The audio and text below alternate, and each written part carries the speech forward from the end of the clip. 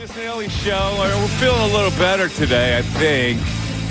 I don't know. I'm not the type of guy, contrary to popular belief, that would sit here and waste people's time by saying "I told you so" about the Philadelphia Phillies. I'm just not that type. With Bill Colarulo, Ray Dunn. Ray, I know you've only known me for a couple of weeks. Do I look like that type? Not at all. Yeah, I'm not Bill. I don't know.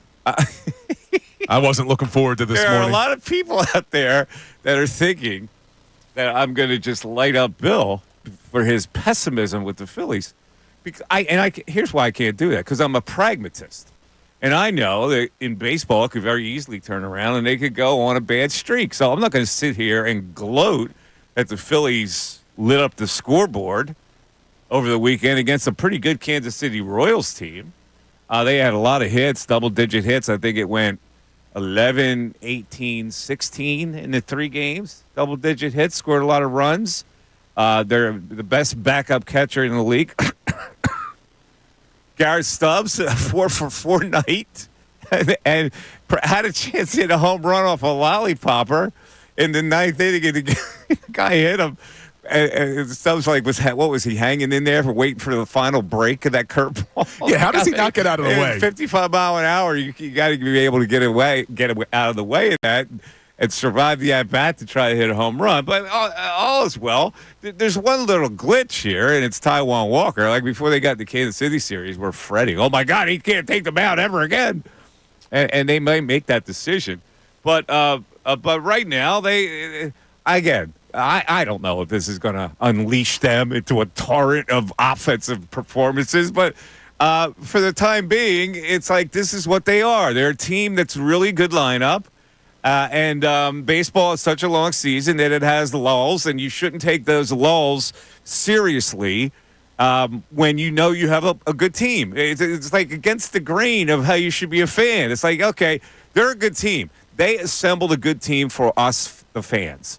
And so we look at it and go, while we can lament slumps, it doesn't define what they are. What defines what they are is the end of the season and where they are going into the playoffs.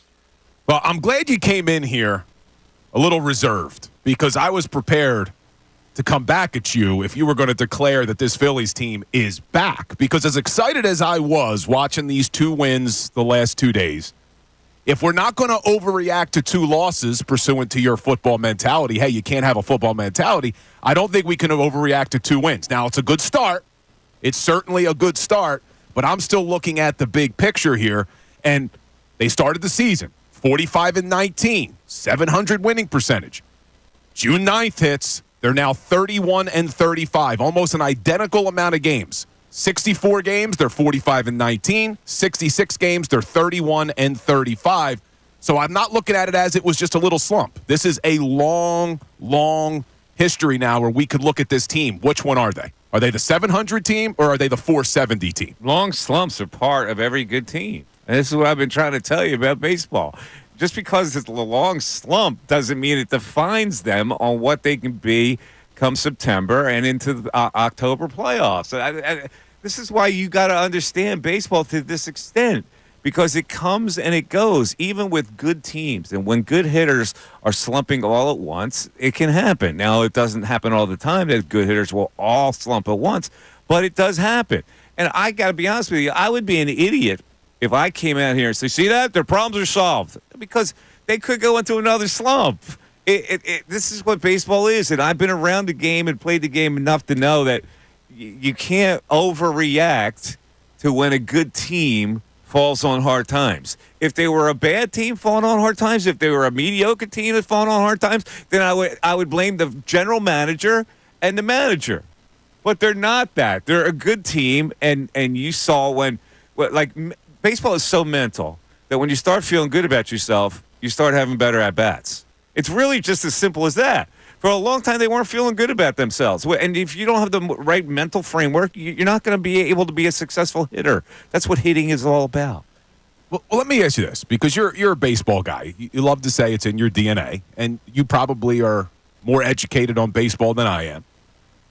How do you prevent this from happening at the worst possible time like we've seen it the last 2 years? You can't. See, but here's my problem. It's unpredictable. Let me ask you this. Could you have predicted that they would go in a tank before a hometown crowd with only one game to win in Game 6 and 7 of that series against the Diamondbacks? Could you have predicted that? Nobody would have predicted. Okay, well, but you got to go, okay, I want to blame somebody because this is our mentality here in Philly. I want to blame somebody for them not hitting. But here's my issue. It's all a mental situation. But here's my issue that I've had with, and I've kind of come around on Rob Thompson in the negative over the last couple of weeks. You would trust Sirianni more than Rob Thompson. Well, to start, I think it's the most ridiculous thing I've ever heard on Sports Talk Radio. To start the season, I was preaching patience like Rob Thompson, saying, look, we can overanalyze everything this guy does. But here's my issue, is we've seen this team now have their struggles this year. He didn't make any changes. You saw it happen in the NLCS, and we just watched them lose those games without any changes being made. You saw it in the World Series against the Astros. He refuses to make changes when things are going bad. And I understand what you're saying. It's a long season. And maybe in this situation, they'll be able to come out of it because it's a long season. But you know what's not long? A playoff series. So do you have faith that Rob Thompson will make the necessary changes if they are needed come playoff time? I don't think he will. I think we'll be doing the same thing over again, where we're going to sit there and watch this team struggle. The worst thing you could do in the playoffs is make changes, because all that does is reintroduce panic. Did he make any changes coming into the Kansas City Royals series? Well, Austin Hayes. What changes did he make? Austin Hayes came back from the IL. Okay. What other changes? What other drastic changes did he make? Except he trusted his players, right? And in Game 1, by the way, the top two guys went 0 for 10. Yeah, the bottom of the lineup. Right. So they lost. Did he make changes in panic the next day? This is my point. You're saying, and I agree with you, over 162 games, yes, maybe ride out the waves. You don't have that luxury come playoff time. He tried to ride it out in the NLCS. What happened? He tried to ride it out in the World Series. What happened? So I don't know if this guy's going to make the necessary changes if we start to see these bats go cold again. I'll ask you again. Going into Saturday, did he change anything? Or did he trust his players? Well, he did make a change. What change did he make? Big Garrett Stubbs, baby, in the lineup. No, Saturday's game. I'm not yesterday's game. Saturday? Saturday. And coming off a loss, first game of the series, where you would think changes would be necessary. What did he do? I don't think he did anything. He did nothing. What did they do? They had 18 hits. Did they win that game, Ray? Oh, yeah. They won it 11-2. 11-2. He didn't make any changes at all. It was Real Muto's 7 RBI game. Now, I know there are a lot of people that are saying, well, you got to ride Real Muto in his Sunday's game. What kind of an idiot would not play a guy after he had a career day? Well, he didn't. Instead, he got a 4 for 4 out of Garrett Stubbs. When do you trust the guy? Do you ever trust the guy? When you saw Sunday's lineup, were you screaming that Real Muto was not in the lineup? I was upset. I actually tweeted out before. Even if Garrett Stubbs goes 5 for 5, I'm angry that Real Muto's not in the game, and he goes 4 for 4 with a hit by pitch. So, in other words, the manager had a win-win. He got his catcher a needed rest because the guy's beat up to hell. They caught all these games for a lot of years in his career, and he got some hits out of the backup catcher. So he pushed the right button. Nobody's going to give him credit for pushing that right button. Here's what bothers me about sitting JT, and I understand he needs the rest. It was a night game, day game situation. He has that career night. He hits 2 home runs, 7 RBIs. He's interviewed after the game, and maybe we could pull the audio coming up, but he's interviewed after the game, and what did he say? I'm finally starting to feel comfortable at the plate. So instead of letting the guy bat again the next day, you say, I'm going to rest him. If he struggles now, if Real Muto continues to struggle, I'm going to have a problem with Rob Thompson. If you see Real Muto go 0 for 4 tonight, I'm going to lose my mind, Mike, because the guy said he was starting to feel it at the plate. You're such a short-termer. You're like the ultimate short-term guy. Yeah. First of all, it's a day game after a night game. He does not like to wear out players, especially those who put on the equipment. Right? So he's saying, you know what, JT, I trust you enough. You had a great game Saturday. I trust that you'll be able to pick it up, even if I give you a day off. You're such a short-term guy. I hope he's right. You don't look at big picture. I hope he's Big correct. picture is a day game after a night game. You don't wear the guy out. So what? So he had 3 hits in Saturday night's game. What does that mean? It means he can get 3 hits on Tuesday or Monday. Look, I'm not as upset about that move. When I saw it, I was frustrated. I'm not as upset about that move as I am where we keep talking about how long of a season this is. The playoffs aren't long, Mike. You're forcing me into a position that I don't really like to have, which is to defend somebody. I don't like to defend anybody. I don't like to defend managers. I don't like to defend players, right? But in this case, I'm going to. And you'll notice, as we have the music that takes us into a break, I'm wearing the USA hat today, right? I'm wearing the USA hat in honor of the USA team that won the Little League World Series over Chinese Taipei. Now, I feel sorry for the Chinese Taipei kids because they have to go back to a restrictive and oppressive communistic regime. But that's not going to stop me from wearing the USA hat today. And there are a couple issues that I want to talk about with Little League Baseball. It have nothing to do with like the Little League Baseball, the runs and you know, the things, the hits. It has to do with themes. 610-632-0975. That's how you get into the show. The Mike Missanelli Show continues.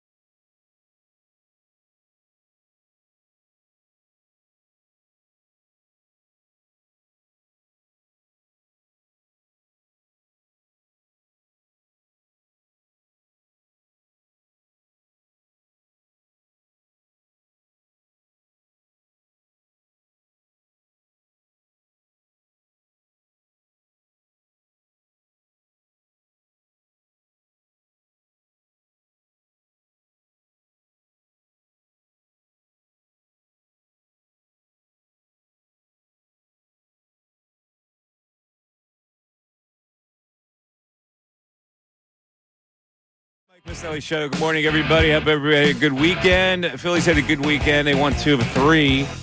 Kansas City Royals looked really good in the last 2 games, offensively and I guess defensively. Alec Boehm had some bad moments on Sunday. He forgot how many outs there were. I don't know how that's even possible for a major league player to forget how many outs there are. That's your mind is just elsewhere if you don't know how many outs there are, and that's disturbing to me. If your mind could be elsewhere when you're playing third base, and also he's a great moper. He's probably one of the top mopers in the league, if not the top moper. When things don't go his way, he really has a mope face, and he did that yesterday in the game when he grounded out and went 0 for 5, and then Bryce Harper had to come over and console him. Your thoughts on this? I'm not a big fan of it at all. I don't know who could be, but I mean, this isn't the first time we've seen it with Alec Boehm. I mean, obviously he became famous from the I hate this bleeping place, and then the fans gave him a standing O after that to try to bring him back because he acknowledged it. He's just, I guess that's his personality. He's not going to change who he is, but I don't like it. You know, I want to read this tweet that I got over the weekend. Right in your wheelhouse. In my wheelhouse? Yeah, I was calling someone a sellout on social media, and this guy, Jimmy Boran, Boran, probably not his real name, says, speaking of sellout, you're the biggest sellout on sports radio. You come back and don't criticize teams no more? Phillies are in the middle of the greatest collapse in sports history, and you go full snowflake. Wow. So I read that. I just laughed it off. I go, okay. That's my burner. That's my burner account. That guy is like you. He's a short-term guy in a long-term sport. Here's my issue, though, Mike. That's what you are. It is a long-term sport, but the postseason is not. So my concern is if Rob Thompson is going to take the same approach in the postseason, we're going to be sitting here talking about what could have been again, instead of them winning a damn World Series. Because if this team struggles, and it's been contagious when they struggle, he won't change anything. There's nothing you can do to change anything. That's just what I'm trying to tell you. Like, you think shifting guys into batting order or benching a guy is going to change things. When it comes to the postseason, you can't mess around that way. The only people that were screaming for Sosa to be the second baseman instead of Stott. You stick with a guy who went 4 for 4 yesterday. You have to stick with guys. You have to believe in your players. That's all. Yeah. Did you like sticking with Kimbrel last year in the postseason? That worked out. Well, marry the two conversations here, Boehm and sticking with things. Last year in the NLCS, the number of phone calls we took the day of Game 7. You got to move Boehm down. You need a new cleanup hitter. What did he do in Game 7? He was the one that showed up. He hit the home run. This doesn't apply to pitchers. You can always change it. If a pitcher is not getting any outs, then you have to change that. Hitters are different. You just have to stick with hitters, because hitters can come out of it at any time. Listen, if they don't win the World Series this year, and it's because Rob Thompson's stubbornness, I'm going to be upset. And I have not been that hard on Rob Thompson until recent weeks. I thought that you look at his 2 seasons before this as the manager, his patience worked out in the regular season. I get it. But you don't have that patience in the postseason. You just don't have enough games. And if this team is a wild card team, you're going to have 3 games. Yeah, they're a game ahead up on the Brewers, by the way. Who lost the A's. Yeah, lost to the A's. 6 games up now on the Braves. I told you before, the Braves don't have enough time to catch the Phillies. And I told you they're going to be 1-2. And so now they're 1 up on the Brewers, who lost to the A's yesterday. Now, should they fire Milwaukee? The manager's not doing anything different to shake them up to lose to the A's, Ray. It's kind of tough. I got to blame the manager now. Well, he didn't shake it up. If we're picking out stretches and sample sizes here, Phil's have won 7 of the last 11. That is correct. I'm just going to start throwing random sample sizes out there to start getting excited again. Yeah. But, Ray, this isn't a random sample size. I mean, we literally have 2 identical sample sizes. You have before June 9th and after June 9th. Yeah, I know. It's almost identical. Everyone loves that June 9th date. Like, they didn't go 16-13 and sweep the Dodgers before that A's series. All right, so let me make you the manager again. They lose Game 1 of whatever series they're in the playoffs. You changing stuff? Game 1, probably not. Okay. So you would, in a 5-game series, which they're not going to play because they're going to get a bye, but in a 5-game series, if they go 0-2, you're changing stuff. Well, it depends on how it looks. Panic button hit. If they lose 2 games and the bats are completely cold, You're changing stuff. I'm probably changing up the lineup a little bit. He's not going to do that. I know he won't. And he's telling you this is why. He has a very good reason for telling you that why he doesn't change. How many rings does he have on his finger? Is that what the reason is? Because he's won so many World Series? Did he win with the Yankees? He was a bench coach. Oh, yeah. Sorry. He doesn't get credit Come for on that now. one. Yeah, all right. Well, I'm talking about as a He's going to manager. be along for the ride this year. Dude, I'm ready to give talking credit about out as when he a gets that out. manager. the Eagles did play their last preseason game. That was terrible, Mike. Yeah, it was, That was terrible. It was terrible entertainment value. But this leads us finally to something serious where we get the final cut down tomorrow by 4 p.m. And a little later in the show, we're going to do Bill's cut down. I like it. Yeah, we're going to do. You're going to shape the 53-man roster and the 16-person practice squad. This is the last Monday show we have to do where we're not preparing for an opponent. That is correct. It's a beautiful thing. Love it. It really is. Now, let me get to this Little League thing. All right, because I know I really would love to hear some feedback on this thing. There are 2 issues that I want to explore. I watch the Little League World Series all the time. I get a kick out of it. And I always wonder, like, those kids that have success to that extent, whether they would continue their baseball career. Very few do. You don't see these really huge success stories. Somebody who was a star in a Little League World Series then becomes a major league player. Todd Frazier did it, I know, and a couple other players. Gary Sheffield, I guess, and some pitchers. But I'm watching the game yesterday, it was actually the semifinals where Florida played Texas. Texas has a 1-run lead going into the top of the 6th inning. The pitcher goes out to the mound, needs 3 outs to win the game. Throws a couple warm-up pitches and tells the manager that he's hurting. And they take him out of the game. And they have to put another kid in who's like their 4th pitcher. Florida rallies. They tie the score and win it. Now, I know he's a kid, but do you have any reaction to that at all? I just want to see if people react to that, or they go, you know what, he's a kid. Because he left the game with an injury, you're saying? He said he was injured. He said his arm hurt. I say that he was probably too nervous.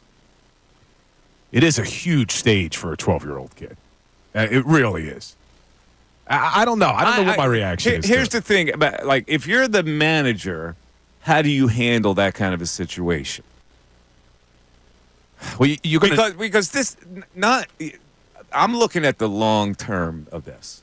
Like, if the kid is going to bail out in that situation, I don't know what that does for him as he grows up. Other than, like, if he stayed in there and lost the game, I think that would have built better character in the kid than him bailing out in the game. And I'm just curious to know, because there's a lot of people out there that coach their kids in Little League, and a lot of managers to overdo it. I get it. I know there's been complaints about that, and there is pressure on the kid to perform with his parents as the coach and the whole bit. And there is pressure in this particular situation. But I just wonder, like, whether it would have been better for that manager to go out there and just give him a little pep talk and say, "You can do this. You can carry. You can get through this, and just give it your best shot." Now, I missed it. I didn't see it. Did he try to do that, or he immediately just accepted the kid said he was hurt? All of a sudden, there was a new pitcher. I didn't see anything that would indicate that he tried to do that. I don't know, man. It's tough. Look, this manager has lived with these kids for a long time. He knows them better. All right, we're going to take a break here. Come back. I'm really curious about how parents would have handled this. I don't have a little boy who played Little League baseball, so I don't know how I would have handled this. And I probably would never have been a Little League coach because I would want my kid to just play without me looking over his shoulder. 610-632-0975. Back after this.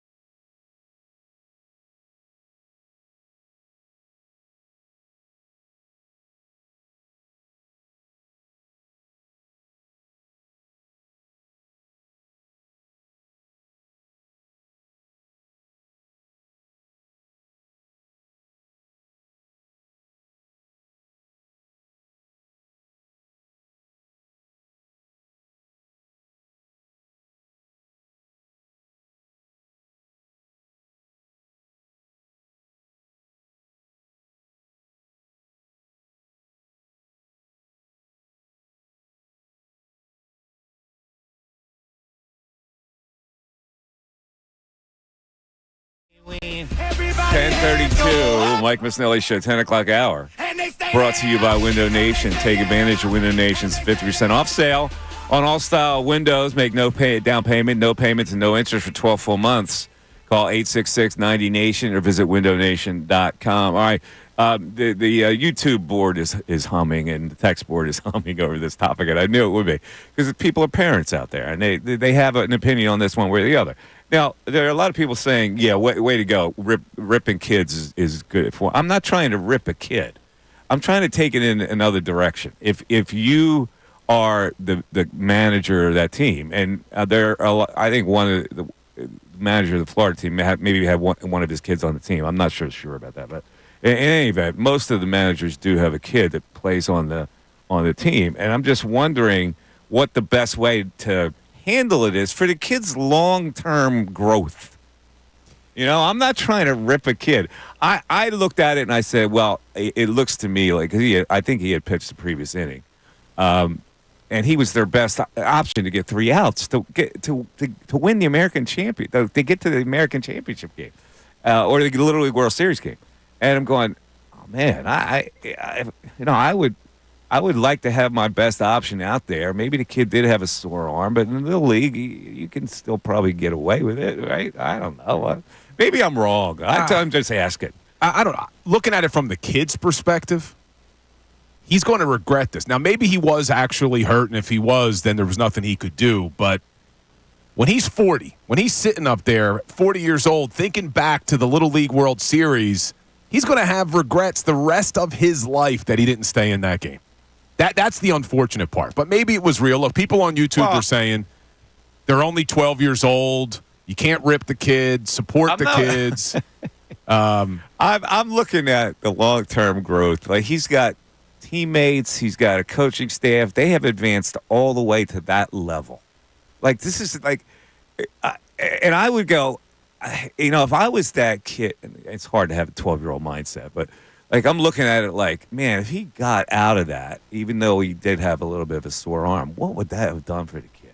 I mean, he would have been, he would have felt so good about himself. He may have conquered worlds just from that one experience. You know, that's what I look at. Like, what good it could have done for the kid, as opposed to what bad. If they lost the game and he didn't pitch well, then that's character building as well. At least he gave it a shot. You know? Yeah, look, I'm going to defer to the manager, though. He knows this kid. Look, you defer to Rob Thompson. Let him have patience and understand his players. I'm going to defer to the manager of this 12-year-old kid and saying, look, he knew that if the kid was legitimately hurt, he probably knew it. If he thought the kid was just nervous, I think he would have been able to talk him down. So I'm going to defer to the manager. Okay. Now, Ray has some opinions on this. Ray is just a couple years out of playing in a Little League World Series. So yeah, he's got an age group opinion on this. So 2 things here. With the manager, I think the manager's in an absolutely no-win scenario. Because if the kid is actually hurting, he's got to take him out. Yeah, and he keeps him out there, the conversation about arm health and the whole thing, like, oh, you were forcing him to go beyond what he was able to do. And he can't do that because he's also mic'd up. Right. So he can't even have that conversation with him, urging him to stay in the game, and that would have made him look like a cur. Right, exactly. I that guy's not really no win good situation. Yeah. As for the kid, I understand what you're saying about, hey, it seems a little nervous. Maybe there is something to that. Yeah. This is the same kid, though, that's made it all the way to this stage. He's been in pressure-packed situations throughout this entire, road to the Little League World Series. The dude threw a complete game shutout, like, I think, during their stretch here. The pitcher has been very good in big games for them before. No, and I think that was the first guy who bailed out of the game. The second guy is the guy I'm talking about. The first guy is the big. I thought we were going with the first one. The big one, the big kid had that got an out elbow and a shoulder. Yeah. There was another kid. This is the other kid bailing out. I see. Because the first kid, I was like, I think we're justified for that guy he was coming their out. best hitter too. He's continued to hit that kid. Yes. Right. But the second one bailing out. The second guy that bailed out. Like, the kid, they in there when they were going to close out. When they were okay, so when they start going, that kid, I guess you got to kind of go with the faith of, all right, he's hurt. It's hard for me to. It's a hard situation for. He doesn't see it going his way. He doesn't feel great. At that point, have you, like, staying in there just to get shelled more? To me, or are you going to do more the opposite way with the confidence as compared to getting out of that? It didn't seem like he had that pitcher specifically didn't have it either. He got out of the inning. He had pitched 2 innings, I think, prior to that moment. Yeah, but like once you got to that point. Well, I don't know. Listen, there's no right answer to this. Bill, what are they saying on YouTube? People are saying they don't like the topic. That's kind of what they're saying. They don't like it. Like he's just a kid. Leave him alone. It makes him a hard. But I know everybody has an opinion on this. Because I saw some tweets over the weekend about this whole thing. Now, when we got to the championship game, it was a tremendous way to win for that team, for Florida to win. What the general consensus is in the YouTube chat, though, is that once the kid says to his coach that he's hurt, you got to take him out. There was nothing the coach could have done. That's what they're basically saying, because God forbid the kid stays in. Right. Okay, now let's get to the other issue, since this issue, if people find it difficult to embrace.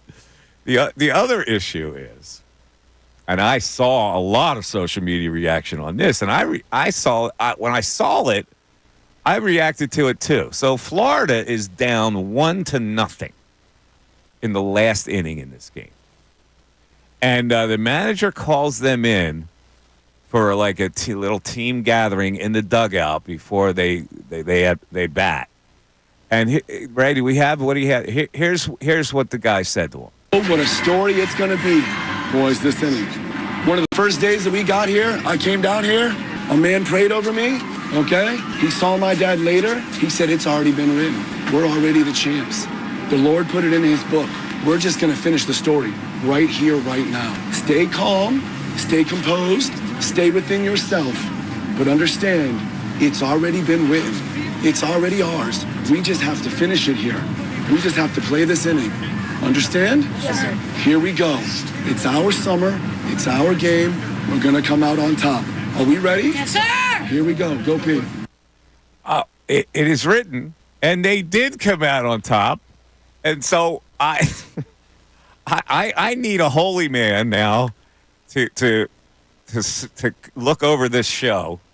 I mean, maybe Father Sean's out there listening to the show. I need a holy man to determine whether it is written that we have great success on this new Mike Missanelli show. Now, now, Bill, when you heard that, he went biblical. It is written. The man prayed over him, and it is written. And who am I to question it, because they won the game?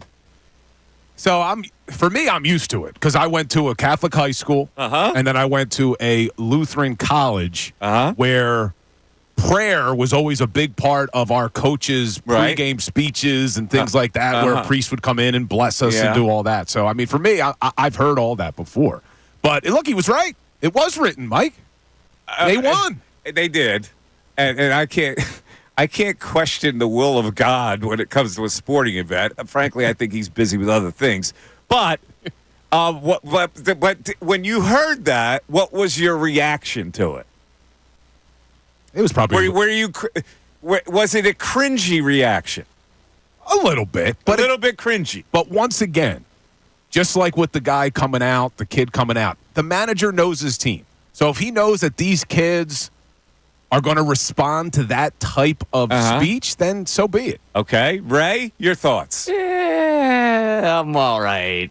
Like, I understand what he's trying to do, and if it's getting them hyped up, but this one, I always come back to, like, is this the exact thing that God's focused on in this moment? Okay, so you thought it was a little cringy. It's a little much for me.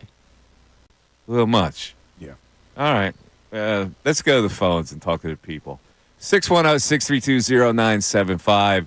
Let's go to Anthony in Langhorne. Anthony, you're on 97.5 The Fanatic. Hey, Mike. How are you? What's up, Anthony?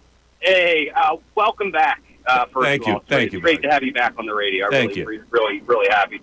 But I'll tell you what, the Little League conversation jumped out to me. I just finished coaching my kids in Little League. I umpire youth baseball as well. And first of all, they're right. I mean, the people that wrote in are right. If a kid tells you their arm is hurting, you're kind of behind the eight ball. You know, there's not a whole lot that you can do. Yeah.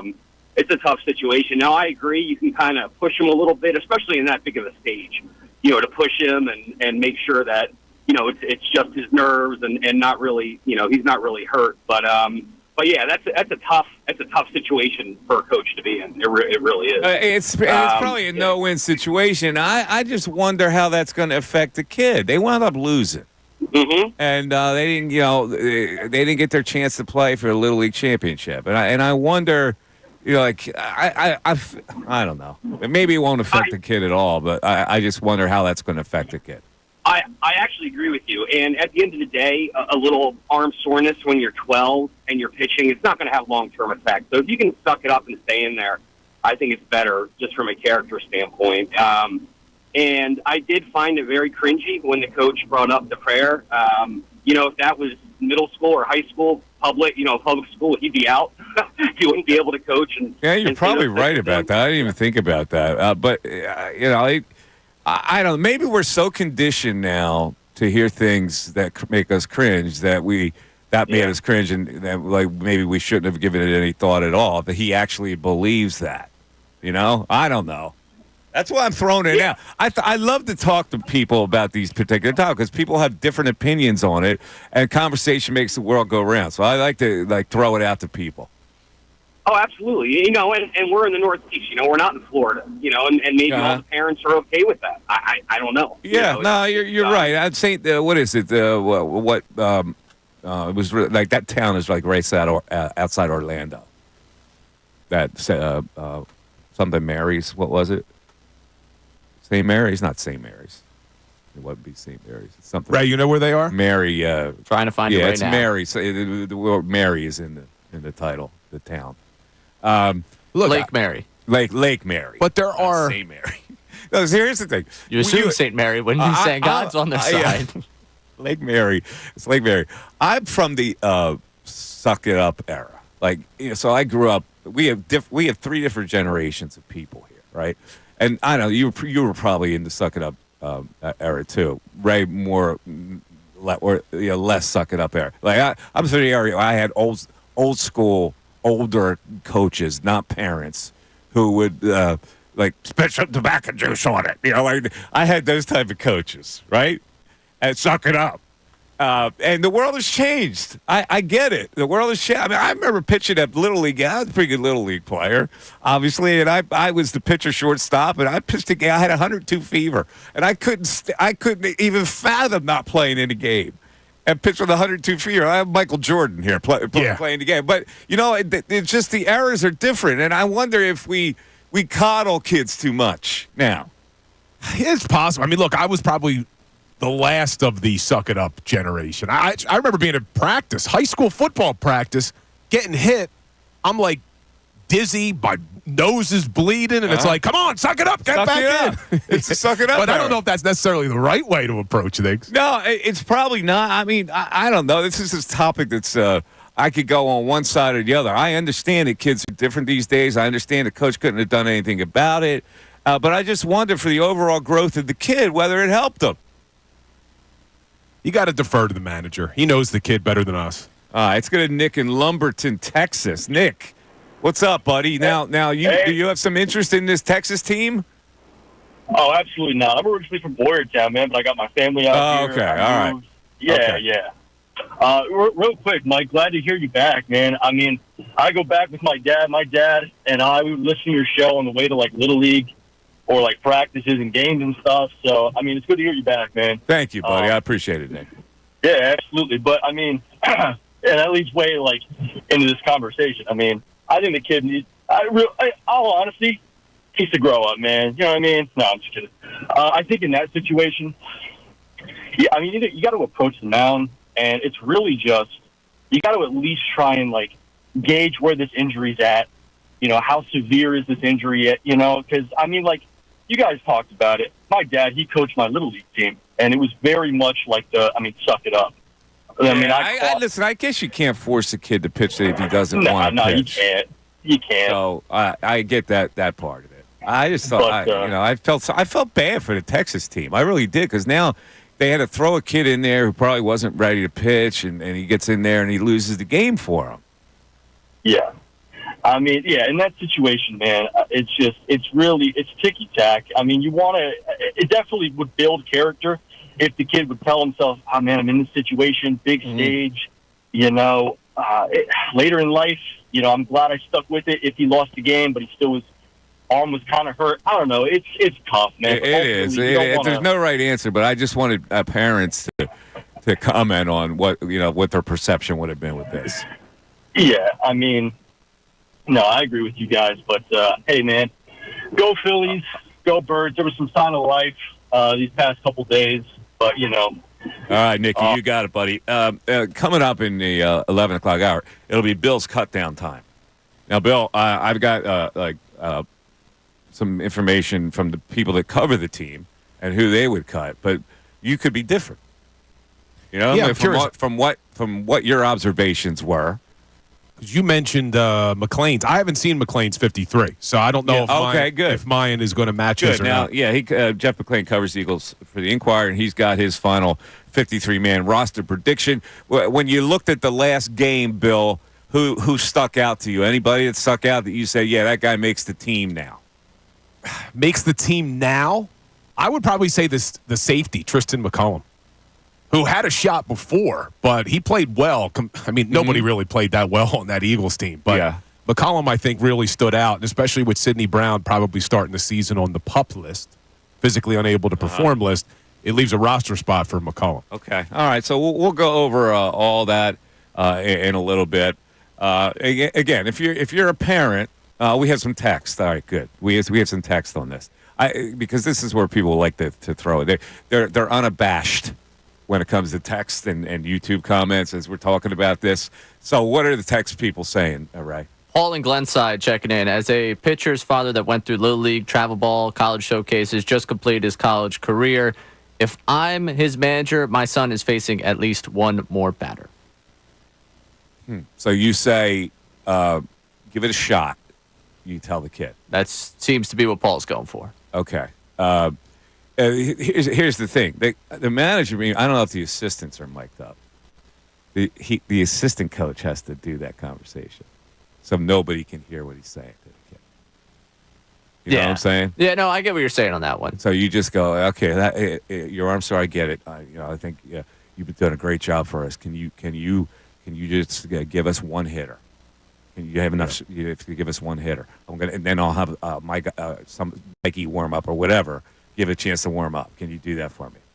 And then if the kid says no, then you're done. You got to make this change. Joe in Boston saying even if that little leaguer wasn't hurt and it was just nerves, he wouldn't be in the right state of mind to pitch. That's a good point. Well, I don't know. Sometimes when you're nervous, all those kids are probably nervous going into games and nervous when they get up to at bat. The nerves, once you perform the function, the nerves kind of go away. Then you're focused. That was a good team. They advanced. They played a lot of big games. So I don't know if nervousness would have prevented him from being effective. Yeah, and somebody on YouTube says, I don't care if they win or lose that game. It's a character-building moment. Meaning he should have tried it. Should have tried it. All right, 610-632-0975. Mike Missanelli's show continues on 97.5 The Fanatic.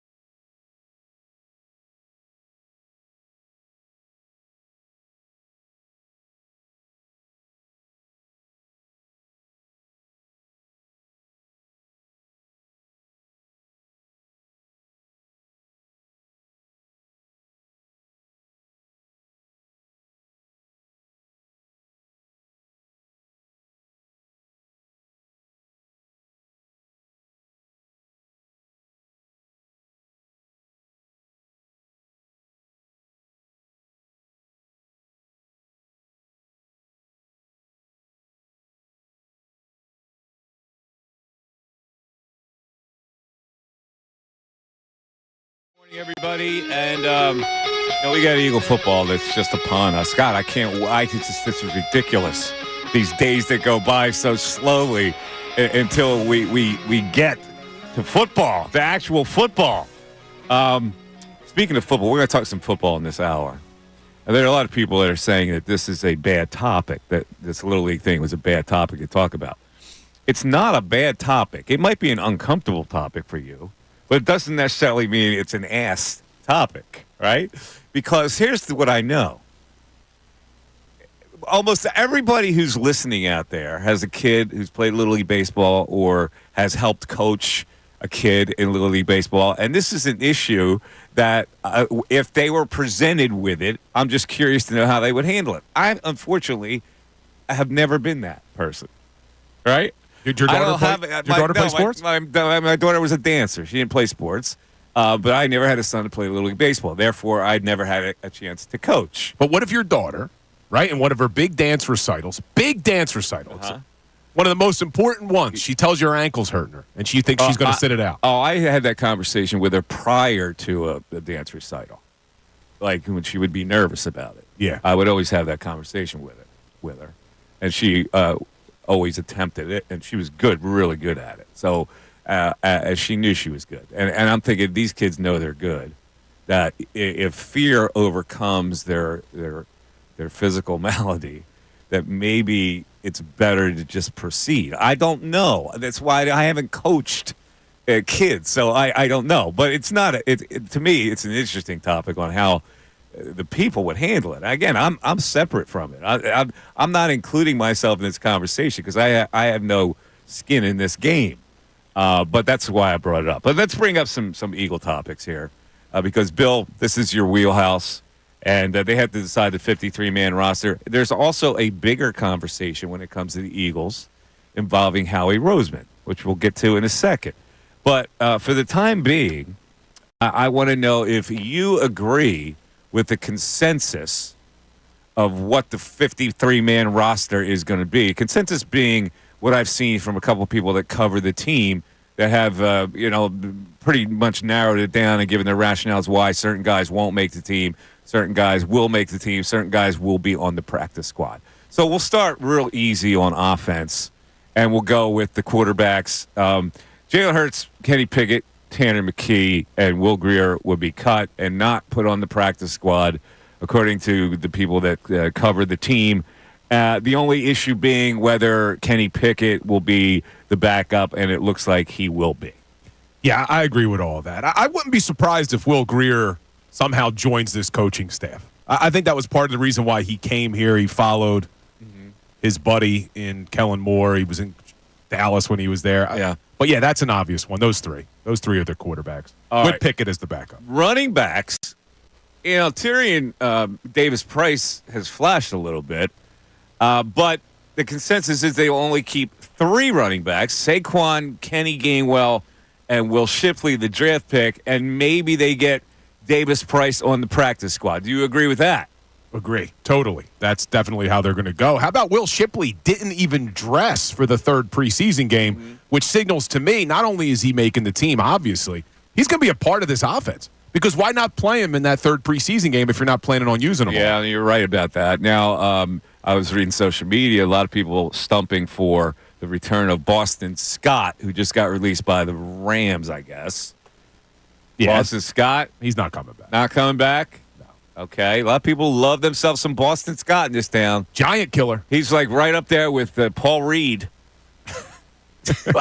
and Patrick Beverly. He's done a little bit more than a couple of big Boston Scott games. Yeah. But you can't bring it back, though. All right. Wide receivers, 6 of them. I have 6 as well. Including Britton Covey, Johnny Wilson, and Aeneas Smith, who will make the roster because it's precarious to put him on a practice squad where you get poached. So A.J. Brown, Devontae Smith, Jahan Dotson, and then Covey and Johnny Wilson, Aeneas Smith, the rookies, will be kept. Cut. Nagata will be cut. Paris Campbell, as we talked about, cut. John Ross, cut. Shame for those guys trying to make a comeback. But they will salvage Nagata on the practice squad. Is that what you got?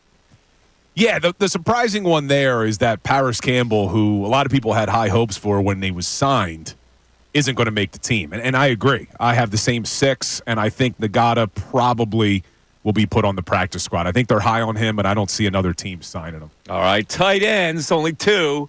Dallas Goedert, Grant Calcaterra, E.J. Jenkins being cut. Albert O also being cut, but they might be able to salvage Jenkins on the practice squad. Now, I disagree here. Okay. I think the Philadelphia Eagles will keep 3 tight ends, and I think the third will be E.J. Jenkins. But I don't keep him, huh? I don't see them having only 2 tight ends on this roster. I think that you're going to have not only Goddard and Calcaterra. I think E.J. Jenkins may be a part of this team. Okay. Let's move on to your offensive line, 10. They usually keep the number 10. Lane Johnson, Milata, Dickerson, Cam Jurgens, Mekhi Becton. And then as the backups, Tyler Steen, Fred Johnson, Trevor Keegan, Dylan McMahon, and Brett Toth. So I have them only keeping 9 offensive line. Uh-oh, who gets cut? I have Toth going to the practice squad. Toth going to the practice squad. Yes. Okay. Let's move on now to the defensive tackles. Jalen Carter, Jordan Davis, Milton Williams, Ojamu, Tui Paluto, and Thomas Booker cut Mustafa and Gabe Hall, but both shifted to the practice squad, according to Jeff McClain. So I thought there was a chance they would keep 6 defensive tackles, but I've actually, when I did my 53, I have them only keeping 5. So Carter, Davis, Williams, Tupolotu, and Ajomo, and I have them moving Booker and Mustafa to the practice squad. Okay. All right, practice squad getting filled up here. Defensive ends and outside linebackers, Huff, Sweat, Graham, Nolan Smith, Jalix Hunt, Patrick Johnson, Taron Jackson getting cut, and so is Aquara. Yeah, Aquara is an interesting one because he's a former third-round draft pick, and he did show some flashes in the preseason game on Saturday, but I'm right there with him. I have 6, all 6 of them. Patrick Johnson is a guy, I mentioned him last week to you, Mike, when we were here. He's impressed me. I mean, he's always been a special teams player, but he may actually have a role on this defense coming around the edge, especially because something we're going to talk about a little bit later in the hour. Nolan Smith, man, it's hard to be completely out on a guy who's only entering his 2nd season, but you don't pass the eye test for me. I'm out on Nolan Smith. Wow. You're Nolan Smith, the draft pick out of Georgia, you're down on him? I've been saying it all off season and then throughout training camp that I have not seen anything from Nolan Smith, and he continues to disappoint me. And that's why I want to raise the bigger question about Howie Roseman's draft picks, and we'll talk about that coming up. Will. And you're down on Howie drafting defensive ends. Guy can't draft an edge rusher. Wow. All right, let's move on to inside linebackers. Devin White, Zach Bond, Kobe Dean. It will be a 3-headed rotation monster. Axeman Jr. and Ben Van Sumeren he's got making the team. And Oren Burks being cut.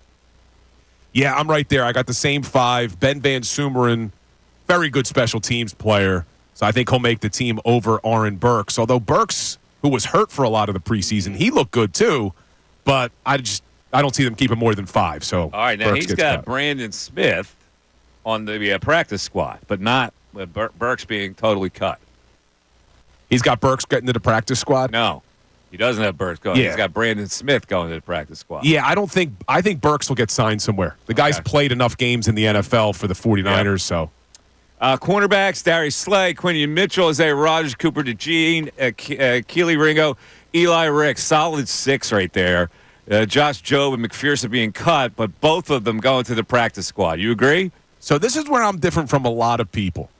I see them keeping Josh Jobe on this roster. So I have Slay, Rodgers, Ringo, Quinion, and Cooper. But my 6th cornerback is Josh Jobe because he's such a good special teams player. And does that become even more important now with the new kickoff rule? So I have them keeping Jobe and then maybe trying to slide Ricks onto the practice squad, but he may get signed somewhere else. Okay. Safeties, CJ, Blankenship, Avante Maddox, Bradbury being cut, according to Jeff McClain. Also, Tristan McCollum and Andre Sam and Caden Stearns being cut, but McCollum and Sam will wind up on the practice squad.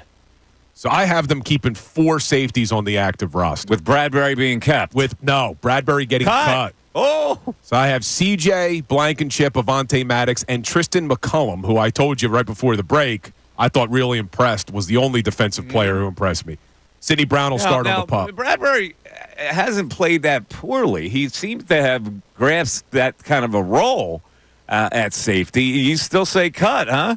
They didn't even dress him in the 3rd preseason game, which could signal one of 2 things. I think they're going to keep him. 1, they're going to keep him, or 2, they didn't want to risk him getting injured and then having to come to some sort of injury settlement. They're just going to flat out cut him. All right. And, of course, your specialist, Jake Elliott, Brandon Mann, and the long snapper is Bill Colarulo.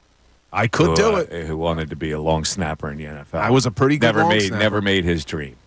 I decided to go to law school instead. Well, there you go. Should have chased Rick the long Lovato, snapping. of course, is due for a contract extension.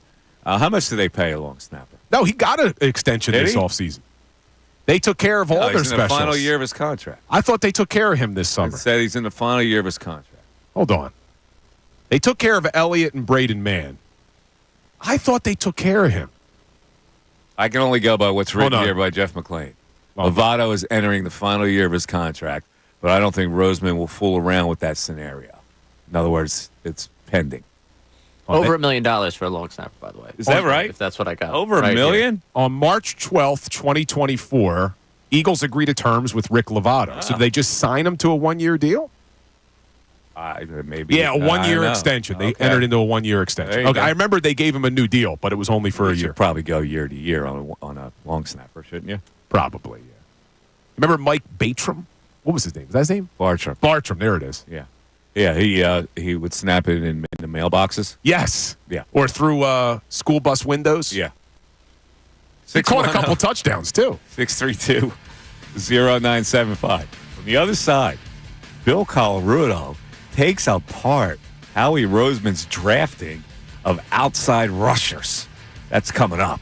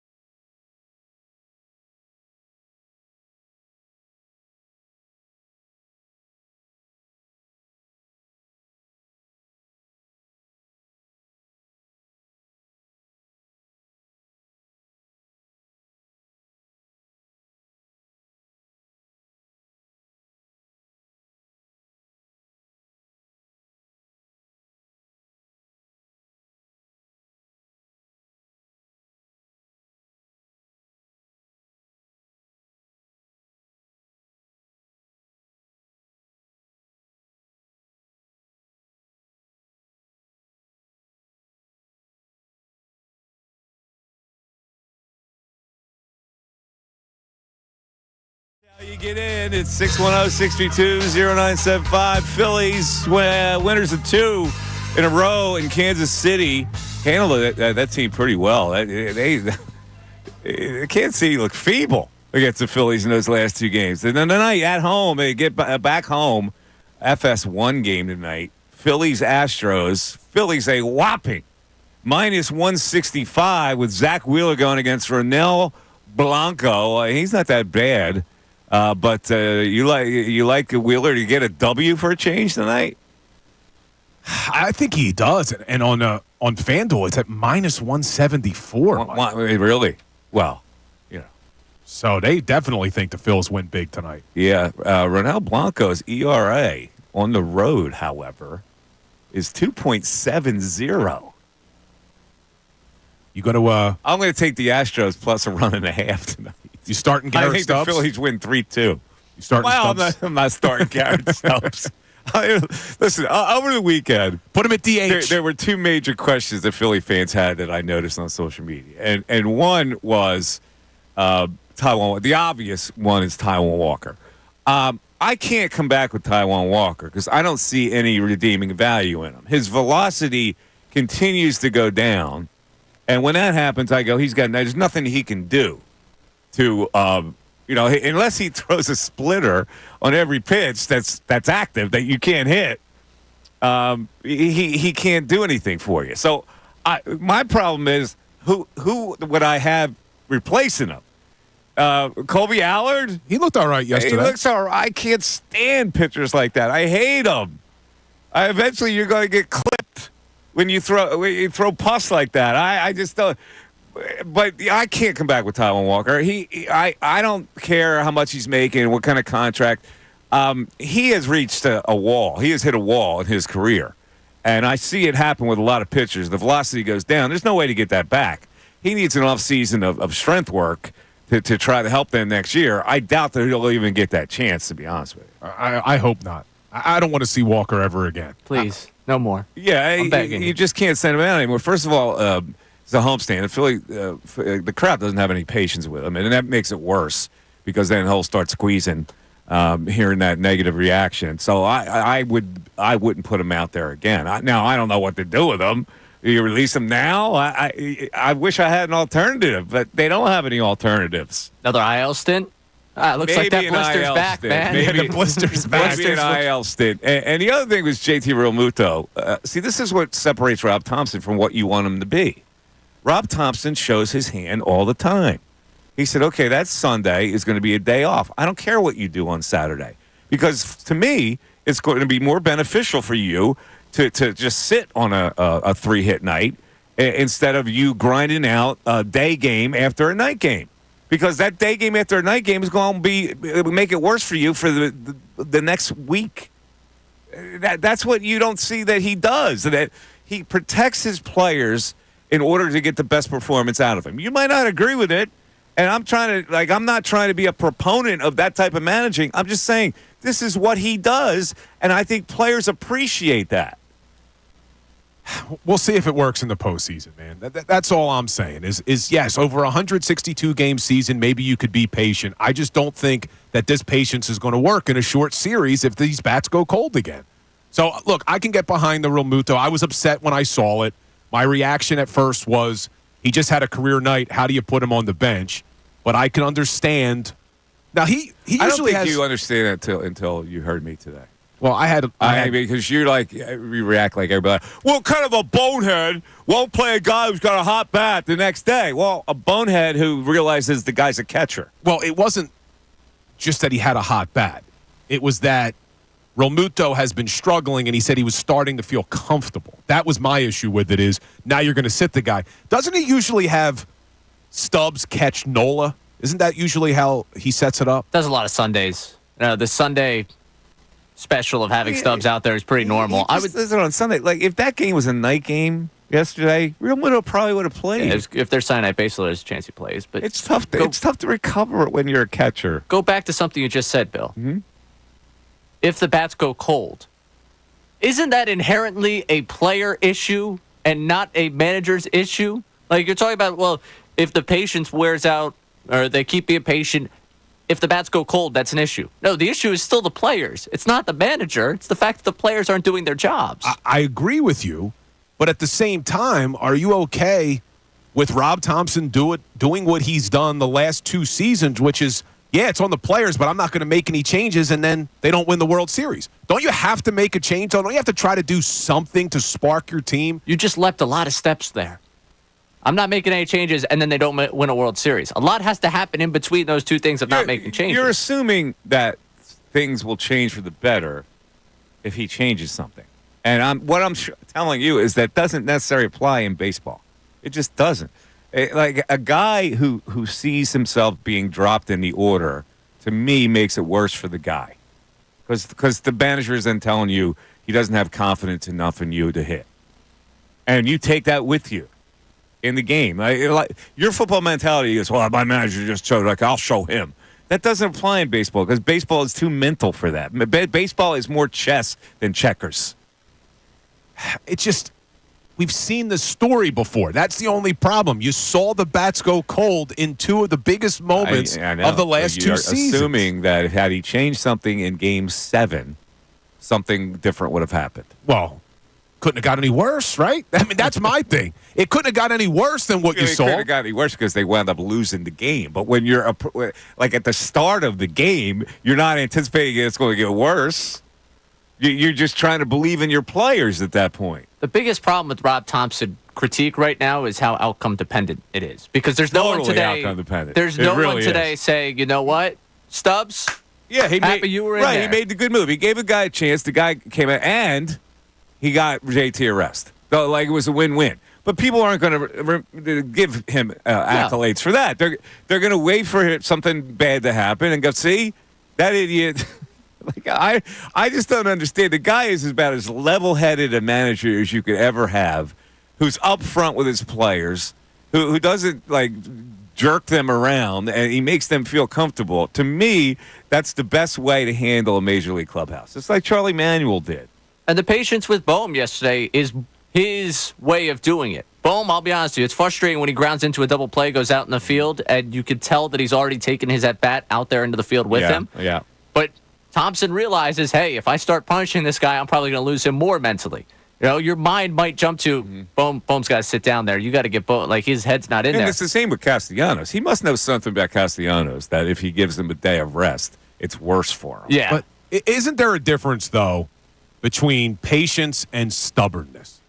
See, that's my thing, is I'm okay with him being patient.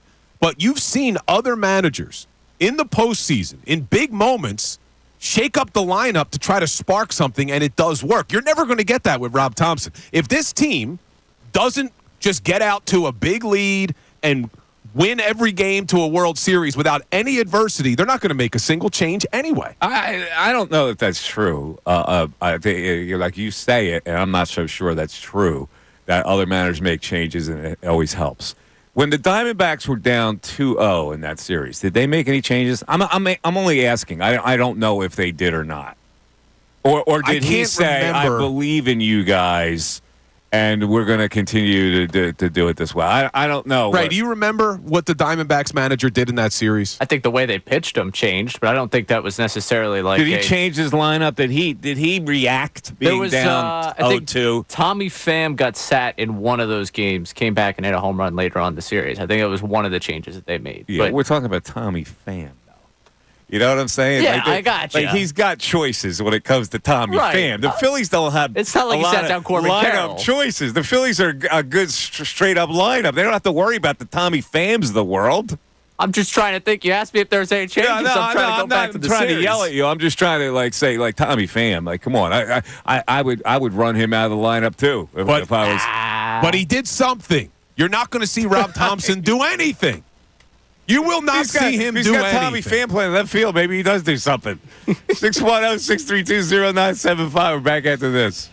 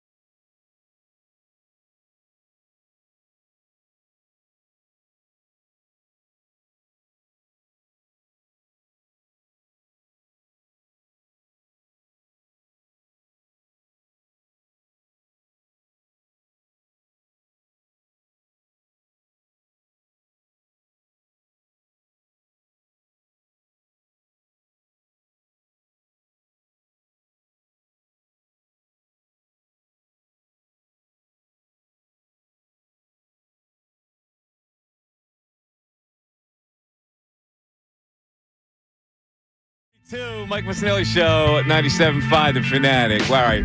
I had a chance to look back at the Phillies going up 2-0 and what the Diamondbacks did in Game 3. And you're right. Torey Lovullo did change the lineup. Yeah.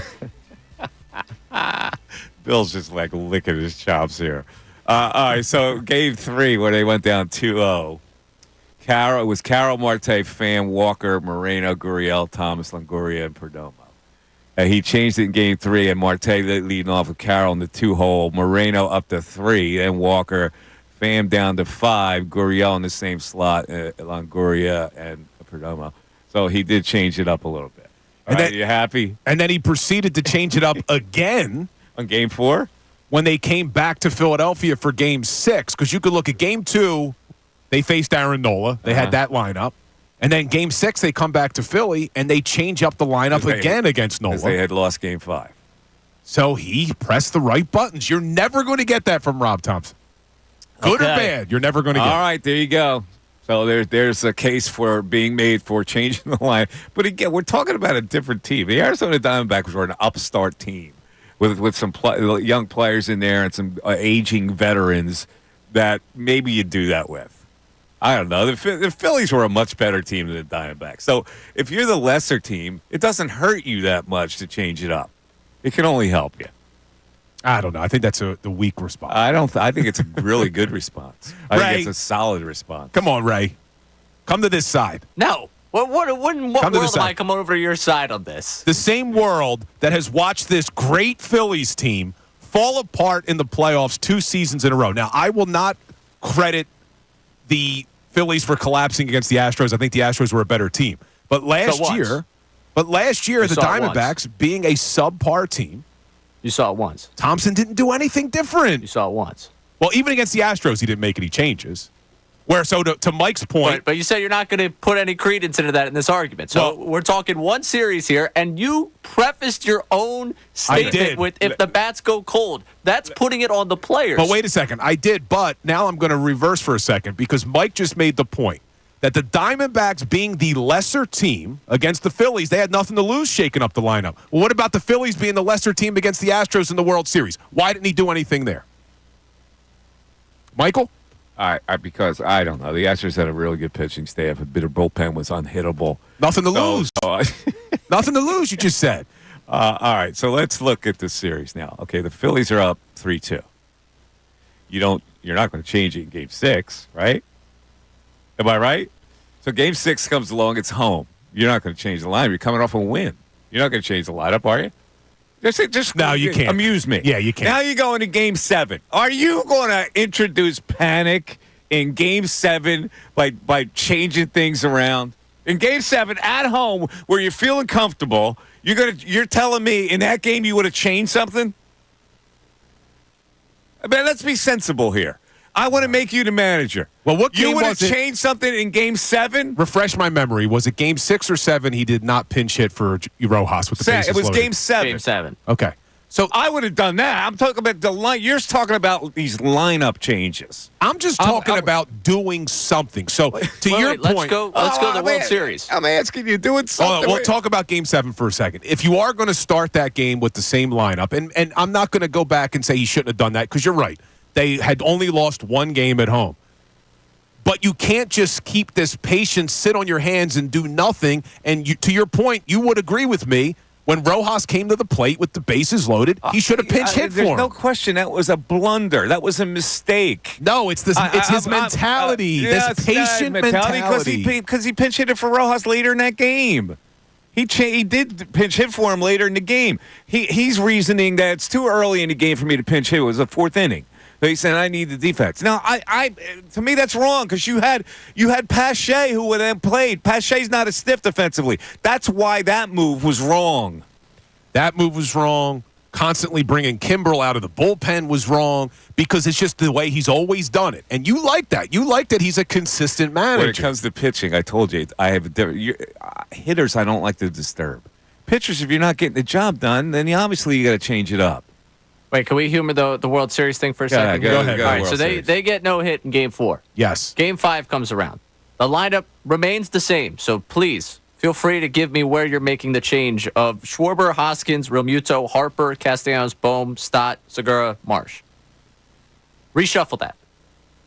Oh, you put me on the spot here. I got to write it all down and then figure it out and tinker with it. So I don't live with this team the way Rob Thompson does. So you were okay. You get no hit against the Astros. To Mike's point, you're an inferior team. Mm-hmm. You're okay coming back with the exact same batting order the next game. Hey, fellas, you guys scored 5 runs off of Justin Verlander in game 1 of this series. Let's go out with the same lineup we put up against them the first time and see what you can go out there and do. Yeah, I'm cool with that messaging. All right, and this is why there's no World Series rings in this room right now. All right, that's because I want to get into this. You said something that kind of startled me. You're not big on Howie Roseman's draft when it comes to rushers, outside defensive end type players. Not only the edge rushers, Mike. Okay. You look at Howie Roseman's draft history. Defensively, outside of defensive tackle. He hasn't drafted anyone who's made an impact on that defense since 2018. This is the reason that this defense has struggled for the last few seasons. Because, all right, you look at this year's draft, and this is what gives me concerns. We all have these high hopes on these young players that were drafted. But if you look at Roseman's history, it makes me nervous that maybe these guys aren't going to pan out. But we can't grade this year's draft. We haven't seen them yet. Let's go to last year. Jalen Carter, defensive tackle. No problem with D tackles. Nolan Smith looks like he's going to be an absolute bust. I'm ready to say that. I have zero faith in Nolan Smith. We haven't seen enough from Sidney Brown or Keely Ringo yet to say that these guys are impact guys. So then you go to 2022. Jordan Davis, D tackle. Well, who else did he draft? Nakobe Dean doesn't look like he's going to get on the field. Kyron Johnson, not even on the team anymore. Go to 2021. Defensive tackle Milton Williams. You see there's a theme here. Defensive tackle Milton Williams. What else did he get that year? Zach McPherson, Teron Jackson, Jacoby Stevens, Patrick Johnson, who's been mainly a special teams player. You go to 2020. Davion Taylor, Kevon Wallace, Sean Bradley, Casey Toohill. These guys aren't even on the team anymore. You go to 2019. Sharif Miller, defensive end. Out of the league. Miller, Penn State. He has not drafted. No, he wasn't Penn State. What was he? No, Temple, wasn't he, Sharif? Was he Penn State? He was a local guy. He's local, yeah. He was Penn State. He was Penn State, okay. the local guy. Right.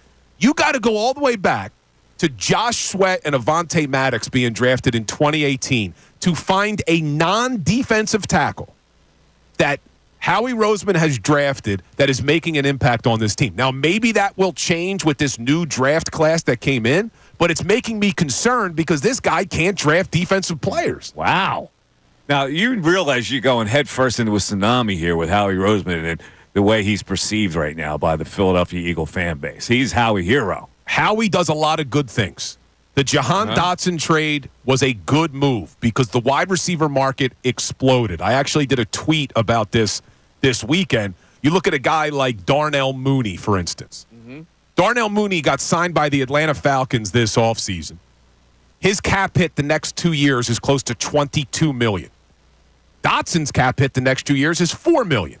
Well, look at their numbers. Dotson in the last 2 seasons, 84 catches, over 1,000 yards, 11 touchdowns. Mooney only 71 catches, 900 yards, 3 touchdowns. He's good at stuff like that. He's good at taking advantage of the market and understanding contracts.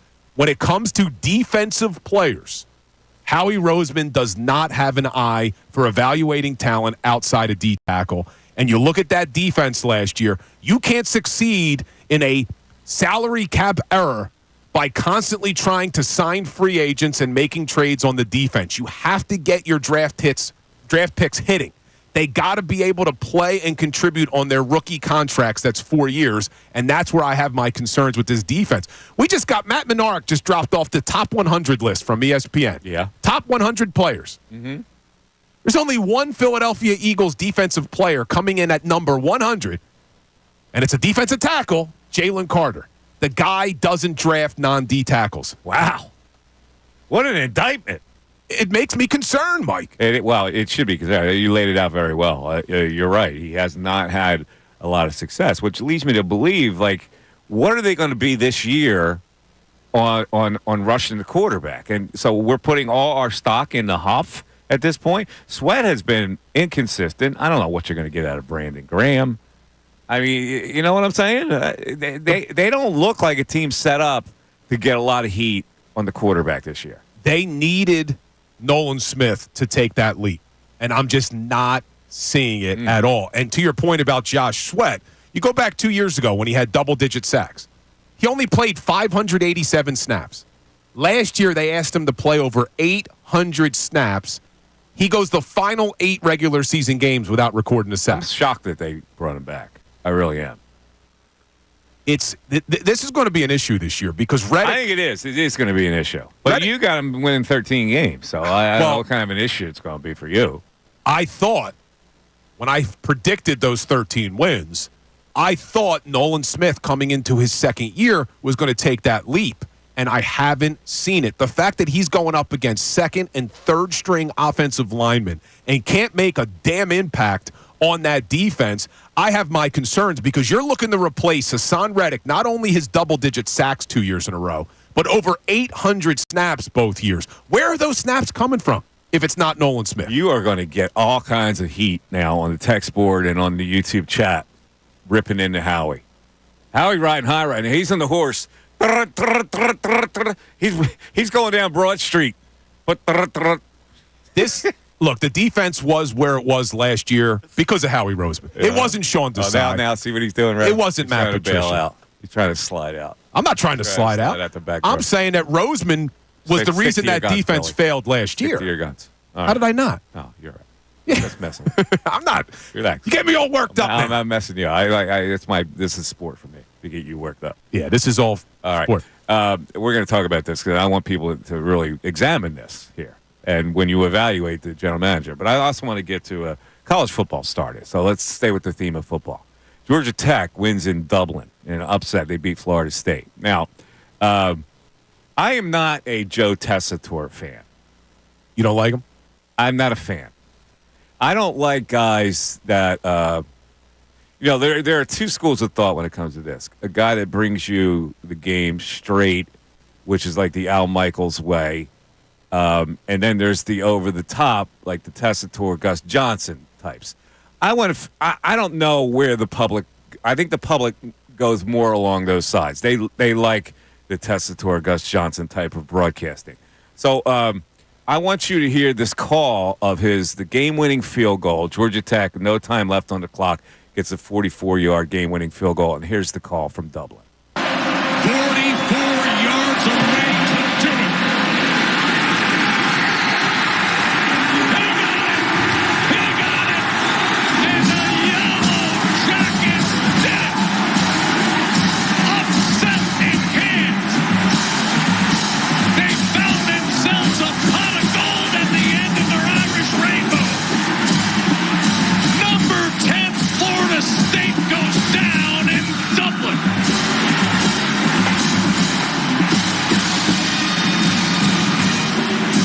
Okay, he let the moment breathe there, which I think is good.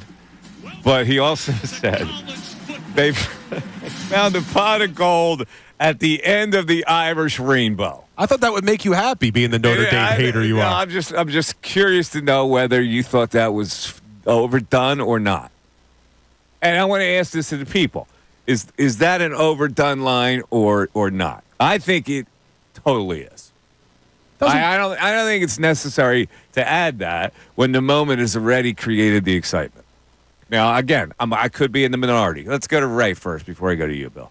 Ray, do you like that? As someone who does this, I don't think I could ever pull off that type of call.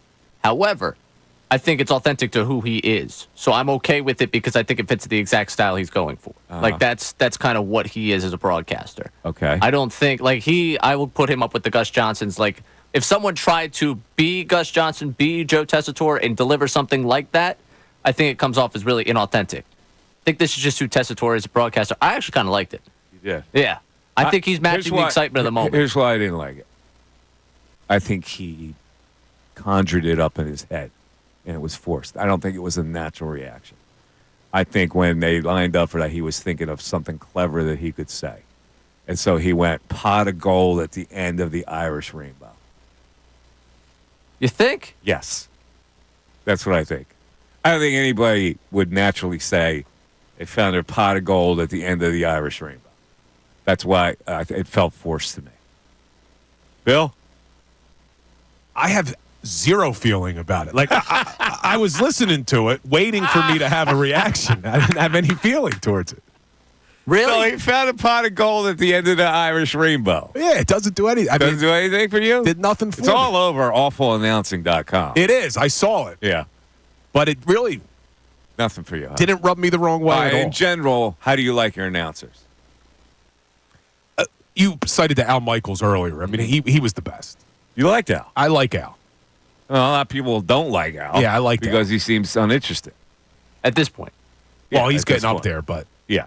And they also give him the Thursday night man. Like, yeah. some of the games he's calling, I don't know if we're interested in what he's They're giving calling. them bad games. Yeah, I do like when they allow like you mentioned, he did allow the moment to breathe first. Yeah. Before he did it. And then he went pot of gold at the Irish rainbow. Like you go to the Super Bowl last year. Jim Nance and Tony Romo, right? It was Nance and Romo? Uh-huh. Was Nance the guy? Yeah. I know it was Romo. Yep. Romo didn't let the moment breathe at all. Yeah. Stepped all over Nance right as the touchdown to win the Super Bowl. Like, you got to let that moment breathe. Well, that's why and then people don't like Romo. Yeah, because and make he does Nance, that. let Nance make the call. Oh, Jim! Right? That's what he, right away. Like, come on. Let it breathe. All So right, in the idea of the alternate world where this call happens, what do you want to see happen there? I think the best announcer, that's that moment. He got excited about Georgia Tech upsetting a nationally ranked Florida State, and I think that's all you need to do. You let the crowd noise and the thing take over, and then you maybe come back in 10 seconds later and reiterate that it was a major upset. I don't think you have to force it was a pot of gold at the end of the Irish rainbow. All right, Mike, let me. You never did play-by-play, right? I did in college. All right. Philadelphia Phillies. Mm-hmm. Final pitch. I did Syracuse Penn State basketball. I want to hear Mike Missanelli's call when his favorite manager of all time, Rob Thompson, finally gets over the hump and wins the World Series. I won't say anything about the manager. I would never even bring up a manager in a moment like that. What would you say? What would be your call? Phillies win the World Series. What do you say? Come on, man. I need time to prep for that. I'm not, I can't give you a... All right. You think I'm Harry Callis here? Yeah? And the Okay, Philadelphia Phillies are world champions of baseball. Yeah, I wouldn't say that. How much time do you think he had then to contrive the? If you think it's that Well, contrived, did they call timeout? I don't know. I didn't see the game. I just saw the replay, the kick. I was subject to the 26-3 preseason game while this was all happening. I was as well. So I didn't see the whole thing happen. I assume, did they try to ice him with a timeout? But even if they didn't, they had a stoppage of play to be able to set up that field goal somehow, right? So he had time to think of something that he was clever that he was going to say. And I think Tessitore is that type of guy that he would think of some tagline. It was a little corny. You're not alone in the viewpoint of this. Really? I saw people. I'm not alone? No, I saw people that had similar thoughts and thought throughout the game that he was doing a little. He's a nightmare for me to listen to. I've always said that about him. And then they move him to a pro game. He did Monday Night Football, didn't he? Mm-hmm. And I was like, oh man, please. He just yells at you. So he had Florida State took a timeout on third down, got the completion on third down, and that set up. I guess they got the field goal unit out there in time for fourth. Okay, all right. Just going by the play-by-play. You can see the moment developing here. They were driving to kick a game-winning field goal. See, he probably thought about it the night before. He's probably thinking if they upset. I don't know if he thought about it the night before because he probably didn't think that Georgia Tech would pull it off. But he certainly had plenty of time. As Georgia Tech is moving down the field, and he's thinking, oh, man, they could win the game with a field goal. What something clever could I say? And then that popped into his head. I think you're giving a lot of credit to him not being in the moment at that point. I don't think he was in the moment at all saying something like that. The moment is when you just profess the excitement. You don't come up with a perfected line like that in the moment, do you? I mean, it's hard for me to believe that he had that one down in his notes. Like if Georgia Tech upsets, I think he had it in his head. He had time to think about something clever he could say, and then pot of gold or in Ireland, pot of gold rainbow came into his head, right? And he somehow managed. He wove it in. He was excited. All right, we got the news at noon coming up. Some interesting things coming up with Ray Dunn. 610-632-0975. We'll go. We have a lot of text on the text board about the Little League World Series thing and Nolan Smith, tight ends, and now this Joe Tessitore thing. It is the Mike Missanelli Show. Back after this.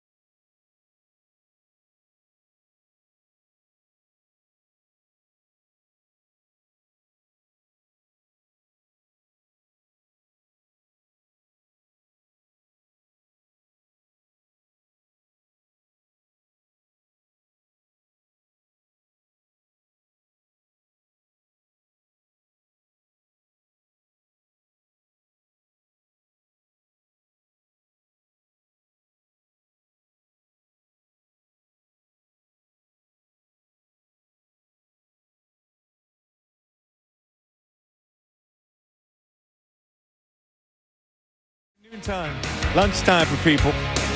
Hopefully you're having a little snack and listening to the show or watching it on YouTube. 12 o'clock hour of the Mike Missanelli Show. It's brought to you by Service First Heating and Air Conditioning. You can get 0% financing for 72 months, $500 rebate when you purchase a complete heating and cooling system from Service First. Learn more at servicefirst.hvac.com. It is time for the news at noon.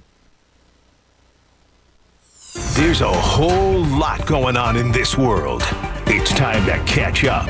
Here's the news at noon. 97.5 The Fanatic and 97.5thefanatic.com. Ray Dunn with the news at noon. What do you got, Ray? All right, let's start with Floyd Mayweather, who had a ref fired mid-match in the middle of his exhibition rematch with John Gotti III on Saturday. The official. John Gotti III? What? Is that the mobster's son? I would guess John so. Gotti III? Yeah, Really? John Gotti III. Or is it his grandson? It's got to be his grandson. All right, anyway, go ahead. The official, Hector Afu, penalized him for a hit that he deemed to be behind the head. Mayweather protested. Afu went back at him, did not appreciate the protest, and then Mayweather basically told him to kick rocks. I would play for you the full audio of what he was saying to him, but it wasn't even worth bleeping out. And if we did play what actually was said, I think we'd be shut down pretty quickly here. He told him to get lost, and next thing you know, new referee in the ring. Is it absurd for a guy I get it's an exhibition, everybody's there for Mayweather, but It's absurd, Ray. it's absurd for a man to have all that power, right? No. Oh, come on, Mike. He's Floyd Mayweather. He's Floyd Mayweather. Guys like this can do anything they want. Now, you can criticize it, but it's not absurd. He's got that kind of power. Yes, but the ref, I think he called him for a rabbit punch or something, Ray, it was. And Mayweather didn't like. He did not appreciate It's being his. called on. You miss the fact that it's Floyd Mayweather's world, not the referee's world. Yeah, but if you're talking about a fight, exhibition or not, the ref has to be there to call it the way he sees it, not the way Mayweather wants him to see it. And you're right, by the way, grandson of John Gotti. I didn't know that. That's a better story. John Gotti's grandson is a boxer, which I didn't know. No, listen, man, there are very few people that have this kind of power in sports. Like Tom Brady was one of them. Tom Brady's not kicking referees off the field. Tom Brady did other stuff where he used it. Michael Jordan's another one. You see The Last Dance? I mean, my God. Certain people have this kind of power the way they can do anything. Aaron Rodgers, he's often like some mushroom venture while he's missing training camp. It doesn't matter what these guys do. But Mike, it's almost expected. Like I look at this and go, yeah, that sounds like Floyd Mayweather. It doesn't shock me. That would be the equivalent of, even if it's an exhibition, preseason game, Michael Jordan getting called for a travel and him telling the ref, you're done. That wouldn't happen. If he organized it, it would not be anything unusual. He organized an exhibition match with John Gotti III, right? He's got all the power. It's not like sanctioned by the World Boxing Association. This is Floyd Mayweather doing what he wants to do. Ridiculous. To another level, is it just time to get rid of all these exhibition for viewing pleasure type fights? I think they should have got rid of exhibitions after Apollo got killed by Ivan Drago. I'm a realist when it comes to this stuff. I go, yeah, that sounds like Floyd Mayweather would do. He doesn't know it's an exhibition.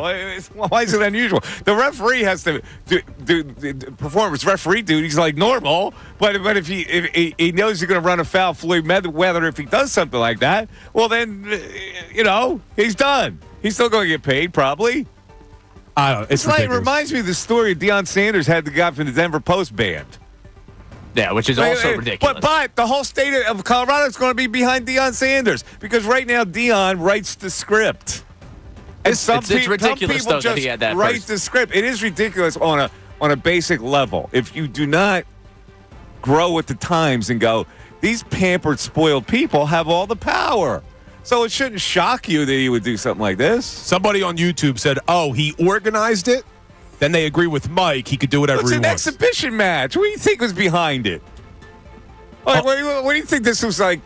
Like he has to agree to an exhibition match. But you could get killed in an exhibition match. We've seen it before.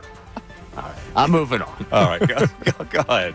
I don't know if you saw this one. This was something that over the weekend, I believe it happened Friday, caught a lot of steam. Field Yates of ESPN was hospitalized after dislocating his shoulder when he was injured running, leaping, and driving his shoulder into tackling an inflatable quarterback in a competition to determine the draft order for his fantasy football league. Today, they teased on ESPN he was going to give his explanation, and here is Field Yates back at work talking about what went wrong. The conclusion of the obstacle course was a blow-up quarterback dummy that you had the right to kind of run through. You could have just avoided him. You could have done what Mike Clay did, which is just tap that thing. Or you could have pretended like you were 17 and not 37 like I did. And go up and try to drill that freaking thing. I was already confused for Tyreek Hill once earlier that morning. Speed, like my elusiveness, like people were like, oh my God, is this like Deebo Samuel, Barry Sanders? Like, who is this? I knew right away something was. This has been by far the worst injury that I have endured. I don't even know if I have a reaction to this. Like, Field, should I have a reaction to Field Yates being hospitalized with a dislocated shoulder? We still haven't gotten what his draft pick was. Field Yates that big enough for me to think, oh, that's terrible. Like, well, he should have done it. Like, I don't know. How am I supposed to react to this, Ray? I don't know, man. I cringe for the guy. I mean, we got a national television. You dislocated your shoulder tackling a dummy, an inflatable dummy. We're not talking like you're going up against the offensive line, moving that. We're talking about an inflatable, basically. So wait a minute, you had to complete this obstacle course in order to get a higher draft pick in your fantasy draft league. Is that what it was? This was for ESPN. They're doing a fantasy football league, and he dislocated his shoulder in basically the promotional. Who was he doing it against? It's a part of they do like a fantasy football marathon for a couple of days. This was a part of it, and he just dislocated his shoulder on this obstacle course, tackling an inflatable. Yeah, it's embarrassing for him. Yeah, that's really where this goes. Don't tackle the dummy. Then I don't know. I don't know how I'm supposed to react. Field Yates looks like he's 12. He's 37. He's 37. That's younger than I thought he was. Former athlete too. I mean, he played football at Wesleyan. Did he? Okay. And he was a former member of the Kansas City Chiefs coaching staff. He was? That's what it says here. Yeah, he was in their scouting and coaching department. All right. He looks like he's 12, and so does that guy on the NFL Network, the morning show. Like, I can't imagine he's an adult, but he is. He's an adult with a non-adult face. Yeah, there's some like that. What's his name? You know who I'm talking about? I'm trying to think who it is. Peter Schrager. Oh, Peter Schrager. Yeah, Peter Schrager. It looks like he's like 16. Doesn't he? He does. Wait, is it Schrager who's young predicted? Face on old man. Is he the one who's predicted the Super Bowl matchup like 6 years in a row? Is that Schrager? It is Schrager. Do we know who he has this year? Does he have the birds? I don't know if he's done it yet. All right. Well, we got to make sure he gets the birds. All right. One last thing for you. And we're going from football in America to football overseas. Ted Lasso announced it's returning for a 4th season. They got a number of the cast members on board. I'm trying to live by a line that everyone loves from this show. Be curious, not judgmental. However, I have a bad feeling about this. I don't really like that it's coming back. Love the show. Don't love that it's coming back. I think there's a really high chance of ruining this. I got an unpopular opinion on this. I do too. You may be with me. I don't like the show. Me either, Mike. We agree on something. I do not understand the fanfare for this show. I never understood it, and I tried to watch it, and I go, I don't get it. I am with you 100% on this, man. I tried. I sat there and watched the entire first season. I'm like, this doesn't do it for me. I gotta be honest with you. I've looked inward about this because so many people love this show. I go, I must be the weird one. I felt the same way. Who would have thought that me and Mike would finally agree, and it's our hate of the Ted Lasso show? You know what I think it is? It's so unlike a coach that we don't recognize it. I think you're right. To me, it's just it's not very realistic that the coach would act that way. People love this show. Right? I think it's good. I know you. What do you love about this show? Because I don't get it. I don't get the show. I just enjoy the characters. I like the story arc of it. I don't necessarily need it to be like the most realistic thing in the world because it's not a realistic story of a guy being a football coach hired to be a soccer coach. And I know Daryl Morey likes it because he referred to Unwanted Kiss one time as Coach. What's the guy's name? The reporter? Trent Grisham. No, the reporter. Yeah. You know? No, not Trent Grisham. Trent Grisham's the baseball player. Yeah. What's the guy's name? I'm trying to find why. Maury referred to Trent Krim. Trent Krim. Trent Krim. Maury referred to unwanted kisses. Trent Krim once. Did he? Yes. All right. Yes. YouTube's confused that you don't like Ted Lasso, but you like Waterboy. Because Waterboy is just a preposterous exercise that you can only have to follow for an hour and a half. Yeah, Waterboy, you lean into this. Lasso is just a continuing story, and I tried, and it just, I go, what? I don't get it. All right, well, it could be because I'm weird. I don't know. I'm with you I just on it, didn't though. get it. You're with me. We agree. I'm not a fan Just of the Ted enjoyed Lasso the story. show. I'm not thrilled. Like Andrew this morning was thrilled that it's coming back. For me, I think they're going to ruin it. I really think there's a high probability that this gets. Well, people, you know what? This is good because I want to learn. People explain to me what is the appealing part of Ted Lasso because I just don't understand. Makes you laugh, makes you feel good. It didn't make me laugh once. 610-632-0975. Mike Missanelli Show continues.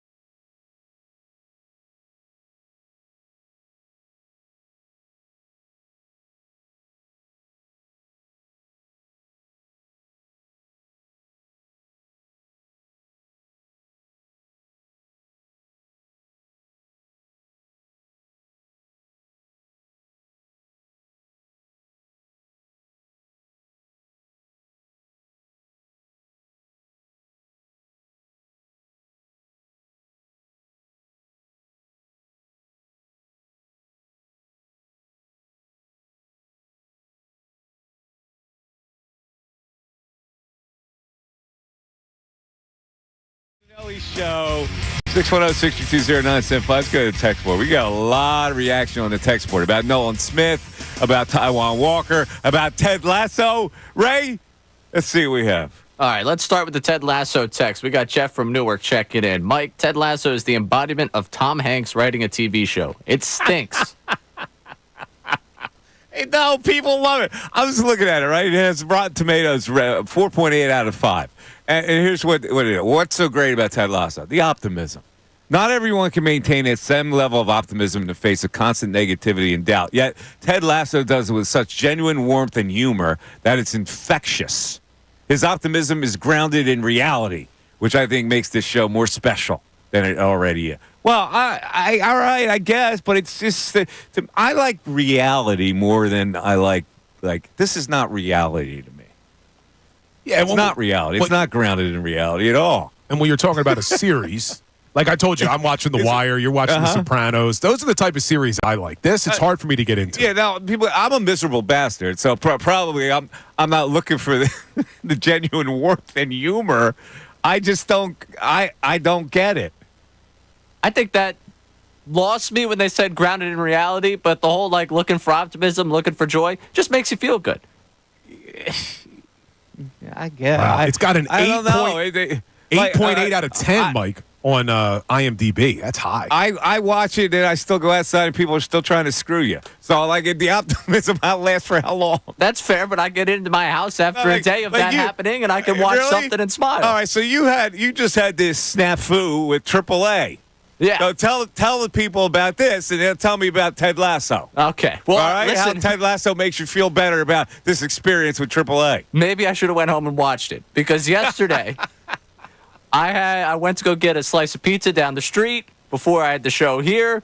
Get back out to my car, go to turn the car on. Car doesn't turn on. Try to turn it on again. All right, whatever, fine.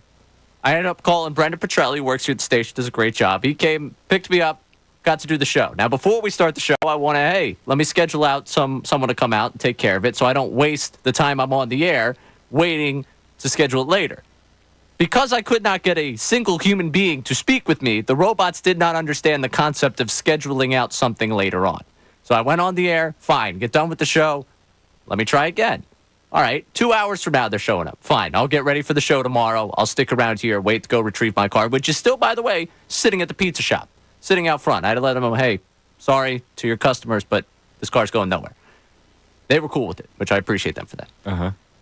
AAA, after waiting for an hour for the car they said was coming in 2 hours, called me. Finally get to talk to a human. First time I've talked to a human in this whole entire process.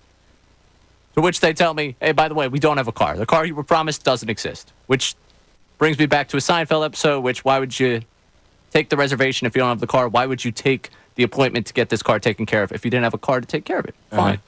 Tow truck scheduled to come at 8 o'clock. At that point, I'm like, all right, I'll take it. I'll accept it. Called my roommate. I'm like, I need you to come jump my car. We got to get this thing on the road. I can't wait here till 8 o'clock. Finally, we get the car jumped. I'm able to start driving it home. I want to call AAA and be a nice guy. I also don't want to pay for them to bring a tow truck out if the tow truck's going to do nothing for me. And cancel the service. I had to wait a half hour before I talked to a human being about canceling the service because, again, the robots don't understand. They say, if you need any help, please respond to this text. I respond to text a couple times, get no text back. So I know the robot hasn't processed when I'm texting back at them. I wait a half hour on the phone for someone to tell me, hey, what do you need? I don't need anything anymore. I'm back on the road without your help. No part of this is credited to you. I nearly had to wait 3 hours to get my car back. And finally, I was able to talk to someone and tell them to cancel the tow truck coming out to me about 15 minutes before the tow truck was scheduled to get there. So I'm sure whoever was assigned that was livid because they were definitely already on their way. But the whole long process here, got to talk to a human twice. Both of those human conversations coming long times after the robots decided they had no idea what I wanted to do with my day. I need a few more humans in this process. First of all, that story was about as long as it took to watch the Curious Case of Benjamin Button. But see, when you tell the story, but you could hear his frustration. When you tell Mike. a story that long, it's got to have more of a punch. Yeah, I'm living with the people. I'm living with the people. I'm frustrated today. My car's dead, sitting out in the parking lot, and I've still been through 3 days. I read a Dostoevsky story. It's saying less time than that story. I'm upset with the people. I don't know what you want I just from me. finished War and Peace. Somebody- over here before. Yeah, YouTube. I missed the issue. What was wrong with the car? The car's dead. It's sitting in the parking lot right now, dead. First of all, to be sensible about this, it's Sunday. What did you expect? There were people like the tow truck people are just itching for a phone call from AAA. No, but I'm thinking that maybe if I could book it by 7 o'clock, I wouldn't still be sitting here. If there was a way to talk to a human, I would be able to get someone there within 2 hours, maybe. I was out on that story like. Yeah, I just watched the 2 minutes whole into first it. season of Ted Lasso while you were doing that story. Fair enough. I'm still upset in here. No, I get your frustration. But a long story like that has to have like a better ending, and then all of a sudden, like a monster came out of the woods and then bit my leg, stuff like that. The car is sitting dead in the parking lot of One Ballot Plaza right now. That's the end of that story. I couldn't get it looked at this morning. I had to jump it again this morning. Poor Ray. I'm having I a feel rough for go you, of it. brother. All right, well, where were we with that? Oh, frustration and how Ted Lasso makes you feel. Yeah, it would have felt a lot better. I might pop it on right it's now. It's feel-good TV. That's what people are saying. It's feel-good TV. The protagonist is endearing. He's a kind-hearted, bumbling fish out of water, determined to improve the lives around him. And with that, it's inspirational, right, Bill? We just didn't get it. Maybe this is an unpopular viewpoint, but I look at Ted Lasso. There's certain things out there where they become loved for, everyone's like, oh, did you see Ted Lasso? And then people start to pretend like they like it. I guarantee you, if people are being honest with themselves, no, I think they people don't really honestly like that show. it. I really don't do. know. That's why I do self-evaluation. I go, well, how could I have missed this great message that everybody sees? I think it's a boring show, though. I thought it was boring too. I just did not get it at all, and I took that as self-eval. There's something wrong with me. Everybody else loves it. According to IMDb, Seinfeld has an 8.9 and Lasso has an 8.8. I mean, come on, really? Lasso's up there with Seinfeld? As far as the ratings? Listen, I get it. I talk to people. They love this show. They couldn't wait for it to come with the next episode. Come on. Yeah. What else do we have on the text board? We got a couple people saying voicing their support for my struggles with AAA. And I appreciate you, Emmy in Port Richmond and Doug in Collegeville. I appreciate you looking out for me. We're going to have you tell that story again at the 1:30 hour. Yeah, I appreciate that. Yeah, thanks. Dan in Pottstown checking in about Taiwan Walker. We got 2 texts here on Taiwan. Maybe they can come up with the blister thing again for Taiwan. He should have been all right. Now he's going to have blisters on his ass from sitting. Can't pitch again. They went with the blisters on the ass. And Kevin from Drexel Hill made it very simple. I don't even think you got into any point about Taiwan Walker before we got this text of Walker needs to be cut. That was it. That was all we got from Kevin from Drexel Hill. Okay. He wants him out. All right. Now, the people attacking Bill for Nolan Smith, or are they agreeing with Bill? Agreeing. Ty from Doylestown. Couldn't agree more. Nolan Smith doesn't pass the eye test. He looks like he doesn't belong. I'm out. Mm-hmm. So a lot of people on YouTube and on Instagram are coming at me on the Nolan Smith because they're comparing it to Brandon Graham. And I'm sick and tired of that comparison because one time we had a defensive end who was a late bloomer. Now we want to act as if a guy doesn't pass the eye test. It's, well, look what happened with Brandon Graham. You watch Nolan Smith and you tell me that this guy has any redeeming qualities that lead you to believe that he's going to grow into what Brandon Graham has grown into. And I like this guy coming out of Georgia. I was high on him when they drafted him. But when you're watching him, he's not doing anything that would signal to you that he's going to grow into the next Brandon Graham. He's going to be here all season. We'll see what happens. They're not cutting the guy. But I'm telling you right now, my prediction is Nolan Smith will fall under the same category like we talk about Marcus Smith. Remember Marcus Smith? Yeah, that's exactly the guy I thought of. They drafted him from Missouri. Is that where he went? I don't remember where he went to college. Wasn't that with Chip? Chip Kelly. That's correct. He went Marcus to Smith. Where did he go to college, Marcus Smith? Louisville? Was it Louisville? It was Louisville. Good call. Yeah, it was Louisville. Yeah, you're right. All right, let's take a break, and we're going to discuss this concept because now the more I'm investigating this Ted Lasso phenomenon, Ted Lasso has what's called white male magic. I don't know what that is. Well, we'll talk about it. It's the Mike Missanelli Show back after this.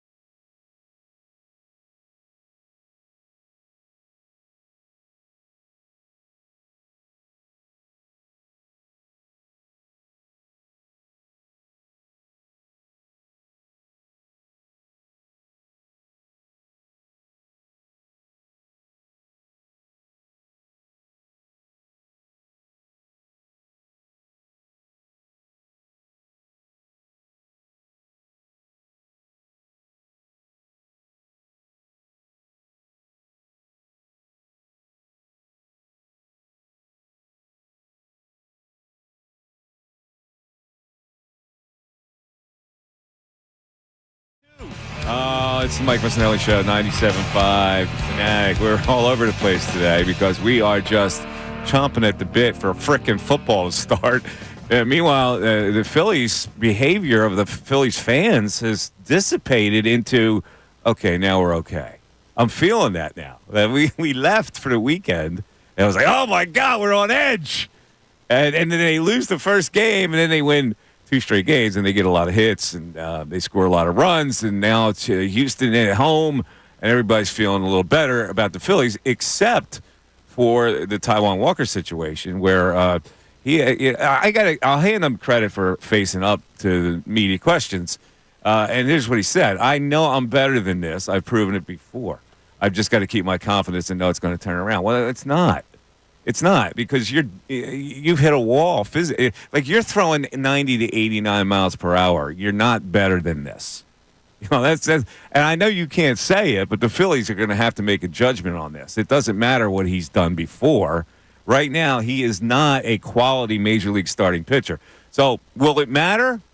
Maybe not, because he's not going to pitch in the playoffs. Do they have 4 starters that can get him through the rest of the season? They do. And maybe they can afford to throw a soft tossing left-hander every 5th day to get people out. I don't know. What are the odds he pitches again for this team? I don't think they're good, because Rob Thompson said we haven't discussed that yet. That's a telltale sign. Normally you go, we're going to send him back out there, and hopefully he can work on some things in the 4 days prior. But he said, we don't. Is it going to make his next? We haven't gotten to that yet. I'd be really surprised if he did. I think that's a tip-off. You definitely feel better with Allard at this point, don't you? No. Yeah.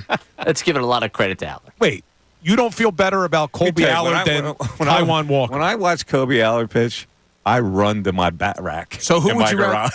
You need a 5th starter. Let's line it up. So would you rather have Allard or Walker? I don't know. I think you got to go with Allard. I wouldn't have either of them. I don't know what I would do in that type of situation. All right, as we went into the break, we talked about, I don't know what this is. Ray, being a fan of the show, maybe can explain it. White male magic is in Ted Lasso. And they get all these PhD types to analyze this, right? So here is a doctor, Dr. Smith. He's got a PhD in whatever. And he says that there is a market in our culture for a little, what he calls white male magic. I think in terms of the vehicles and catalysts for feeling good in Ted Lasso, it's this notion of how white masculinity could be naive, yet knowing and wise at the same time. When you think about the way people use white man as an epithet nowadays, I think there's real currency in Lasso's childlike characterization. That's too deep for me. So you said the guy had a doctorate immediately. I was gone. Dr. Smith said that. Now, doctor and J.D. Connor, associate professor and director of graduate studies in the Division of Cinema and Media Studies at USC, says, I think there's a real desire for some guys being dudes TV shows. While some networks might hesitate to do a show about a team of young male athletes right now, given the current conversation surrounding toxic masculinity, Connor thinks Ted Lasso's characters allowed viewers to feel better about men in general. I've only watched 1 season. I didn't get that at all. Yeah, I'll be honest. I don't think I walked away from the television like, yeah, dudes, we got it. Yeah, like Ted Lasso's a man. Listen, I'm just throwing it out there. Like I say, I didn't get it. And then he goes on to say, I think it's undeniable and inescapable how reprehensible male behavior has been. And the reckoning has only been partial and temporary. But when we don't want to cast aside that entire gender, we want to say that the reason why we're not going to do that is that there's a real dynamic in there somewhere that could be reasonable or redeemable. We just like we want to redeem this hapless middle-aged white guy who has managerial skills. We also want to redeem this band of young athletes who live in a world where their physical performance and appearance entitles them to riches and bad behavior. I thought it was funny. I thought, thought it was an interesting concept. But see, they're telling you, all these talking heads are telling you it's not just about the laughs, that there's some deep meaning inside of this whole Ted Lasso thing. Yeah, it doesn't do it for me. I think I'm just a dude turning on my television. I don't know if I'm going as deep as they've got it. But That's why they're smarter than I am. But you said something before Ted Lasso. You're talking about the Phillies fans and how you think they're feeling better now. I think Mike. they're feeling better. I am curious. We haven't had a peep. We haven't had one complaint today, have we? No, we haven't. And I am curious from our listeners if there's anyone out there, because I wanted to gauge the temperature today because although, yeah, you feel a little bit better 2 wins, we wouldn't overreact to 2 losses, so why are we going to overreact to 2 wins? To me, this team still has to do it. They got a couple weeks coming up here All that I'm are saying tough. is they're feeling better today after those 2 games. That's all I'm saying. I'm not going any further than that. If they lose the first 2 games to Houston here, then obviously people are going to be on edge again. I'm still I think it was great the way they responded, especially after losing Friday night. It definitely was great. I mean, you can't. They got great bullpen. They got. Did they? Yeah, they did yesterday, didn't they? Yeah, no. Good bullpen. Didn't yesterday. Alvarado come in and give up a home run again yesterday? No, Yeah, come on. home run. But, It's 11-3. yeah. That's pretty. Well, when you're Alvarado and you're coming in a low leverage situation, not a high leverage situation, you're going to give up a home run again? We need this guy to find his stuff. He didn't instill any confidence in me yesterday. You got the adrenaline pumping in an 11-run game? All right, make excuses for him. All right, also, you did not. I think you're thinking of Jose Ruiz. Oh, it was Ruiz that did it. You're right. Alvarado, pair of strikeouts and a hit. You're right. It was Ruiz that gave Yeah. up the home run. So Wow. you just want to take a shot at Alvarado, man. You do. He's just an Alvarado hater right now. I get why. You're taking you're Look, I got a lot feel of problems better with this team. I feel better You today do. than I did on Friday. People thought I was going to destroy you today. I'm not destroying you because, again, what I look at baseball, I go, it's cyclical. Like next week, they could go into the same offensive funk, and we're going to start complaining again. This is why I don't say all is right with the world. I could just tell you that I'm confident enough that this team is good enough to have a 1 or 2 seed, and that's all I can ask for. Like I can't ask for perfection. The manager is a pretty good manager for this kind of a team. And they're going to be in the playoffs as a number 1 or number 2 seed. I have not wavered from that because that's to give too much credit to the competition, which has to go through the same struggles. Milwaukee's still only a game back. Yeah, but you were last week had the horn out that Milwaukee's going to surpass them. So now that things go back to normal, the Phillies have a 1-game lead over Milwaukee for that seed. Meanwhile, the Braves lost to the Nationals. I want to think positively here. I want to see the Phillies make the World Series, of course. It's just the way this team has played for half the season now. I can't imagine them beating the LA Dodgers and getting to the World Series. I just don't think they're as good as we all thought they were when the season started. In 2022, that's September, when they started to play poorly, they had made the run to get back where they were, they backed their way into the postseason. Did you imagine, when they clinched that postseason spot in Houston, that they would ever be matched up again with Houston in the World Series in that moment? You're talking about 2022. September fall 2022. No, I don't think you could have predicted that at that point.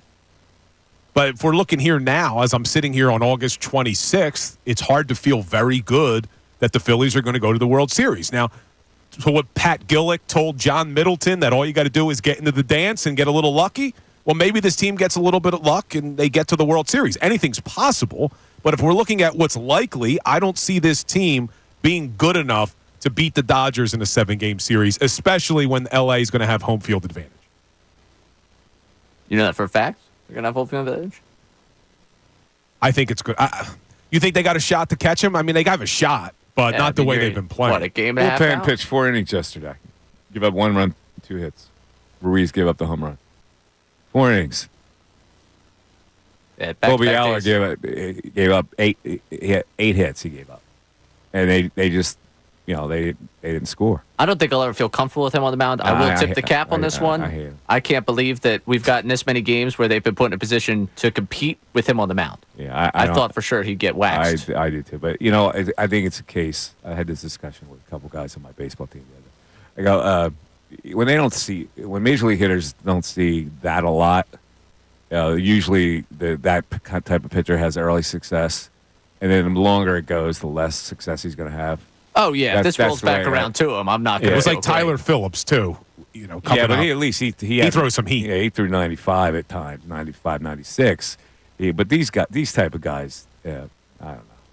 No, I agree with you on this one. I'm shocked that we've gotten the number of starts where they've been competitive with him out there on on the mound. And by the way, Saturday, also bullpen, 4 innings, 1 hit, no runs.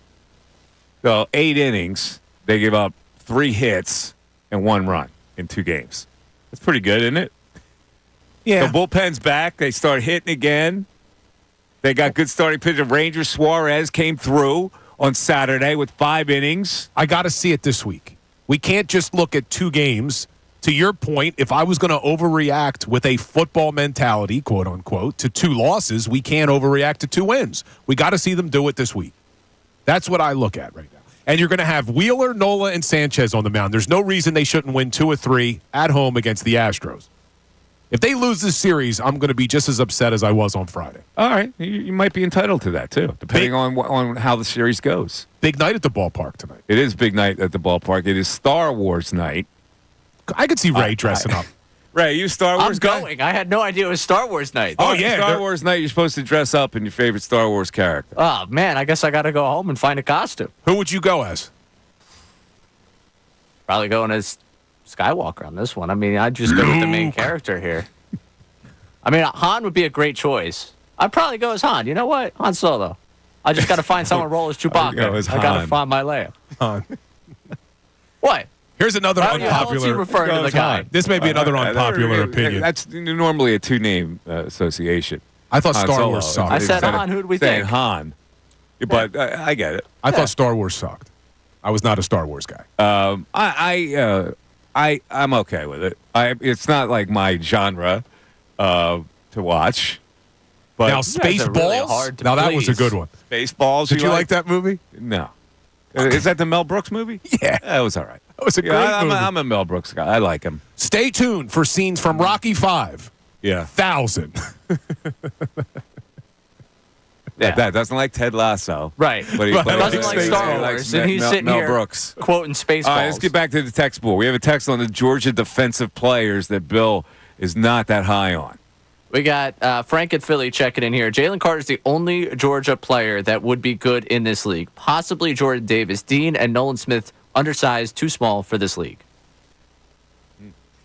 Yeah, I have my concerns. Look, the Georgia Bulldog guys aren't where the problem lies outside of Nakobe Dean and Nolan Smith. I do like Carter. I do like Davis. And I have high hopes for Keely Ringo. You just haven't seen it yet. But you look at all the other draft picks over the years, maybe he finally got it right. Maybe last year and this year's drafts are going to change my opinion of Howie Roseman as a defensive drafter. But up until this point, you haven't seen a lot of good, and Nolan Smith has me concerned. People are coming at me on Instagram for that take. It's not a take. It's what my eyes are telling me, that Nolan Smith hasn't shown you anything. He's going against third stringers. I don't know. I hope I'm wrong. I hope Nolan Smith grows into being a good player. People might be more on your side than you think with this Howie Roseman defense thing.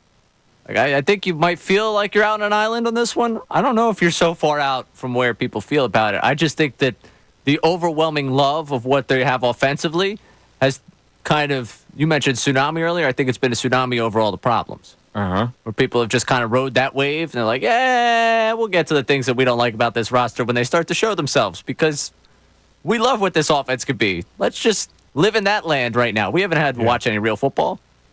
Wheeler tonight against Ronel Blanco. Man, it's minus 175. Yeah, it started out a little lower than that. Yeah, now it's it's up. minus 175 for the fighting Phillies. What's that tell you? It's Wheeler. It's a Wheeler night. He needs a win too. I think the bats will be good tonight. JT back in the lineup, which goes against the grain of what a lot of Philly fans, including Bill, would say riding the hot hand. No, you can't. You JT can't Real stay. Muto, all coming off a 3-hit night, was bench Sunday, and his replacement went 4 for 4. I would not take the bat out of Garrett Stubbs. Yes, you Hard would. not I would to, not. you know? I would not take the bat out of Stubbs.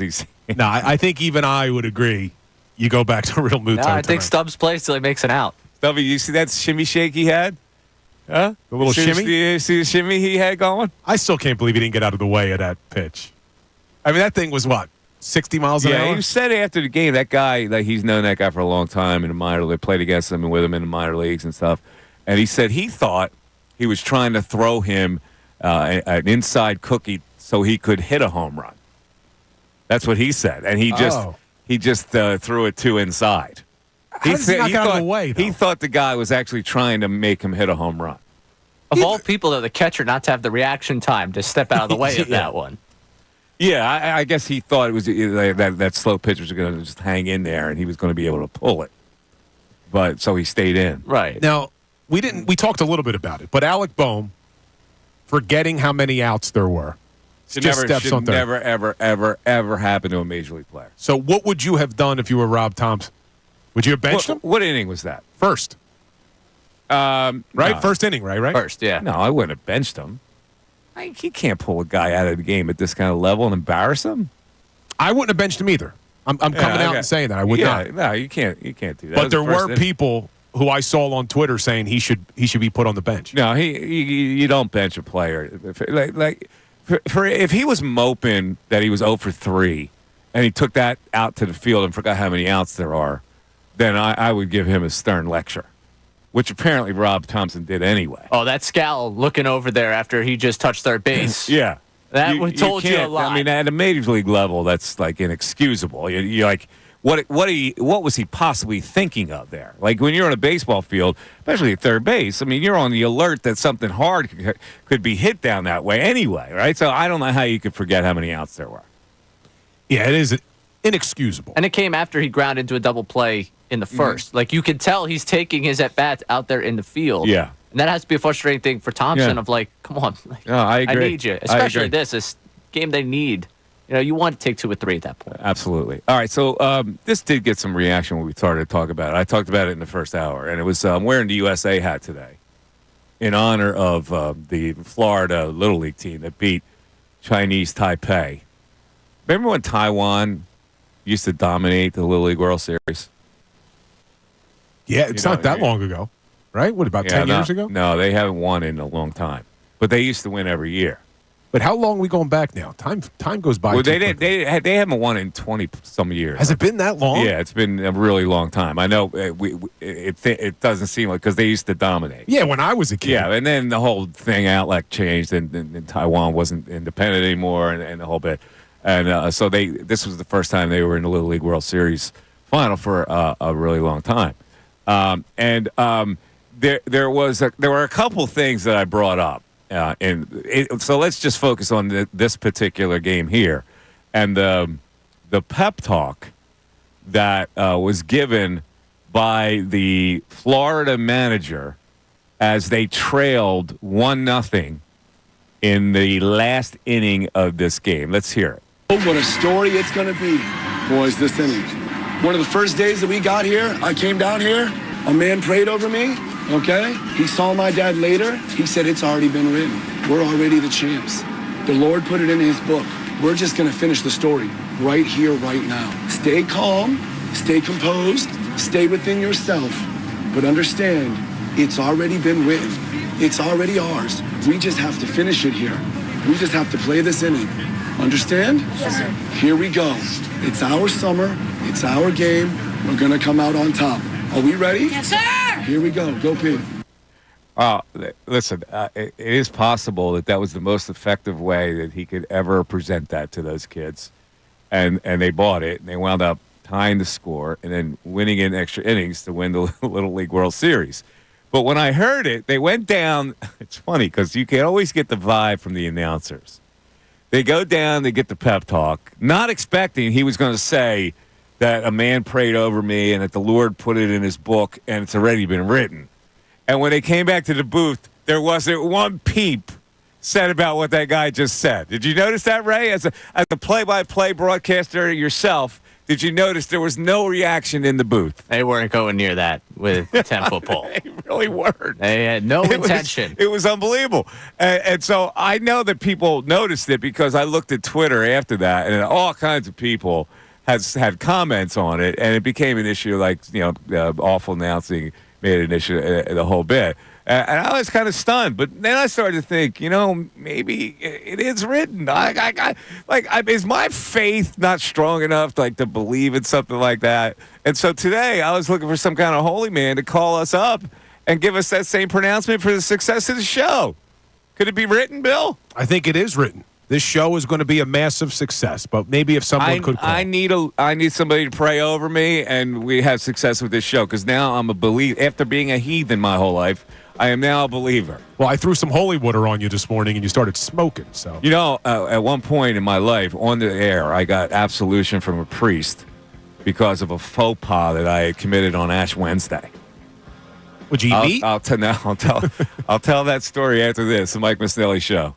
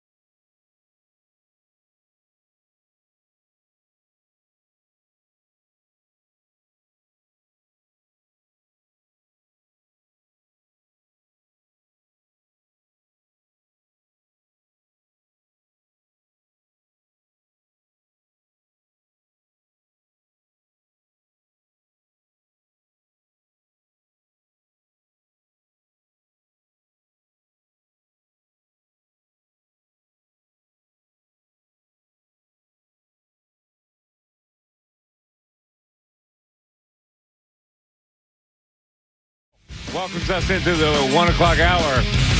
It is the Mike Missanelli Show on 97.5 The Fanatic. Glad to be back. Hope everybody had a good weekend. Is it a nice day out there?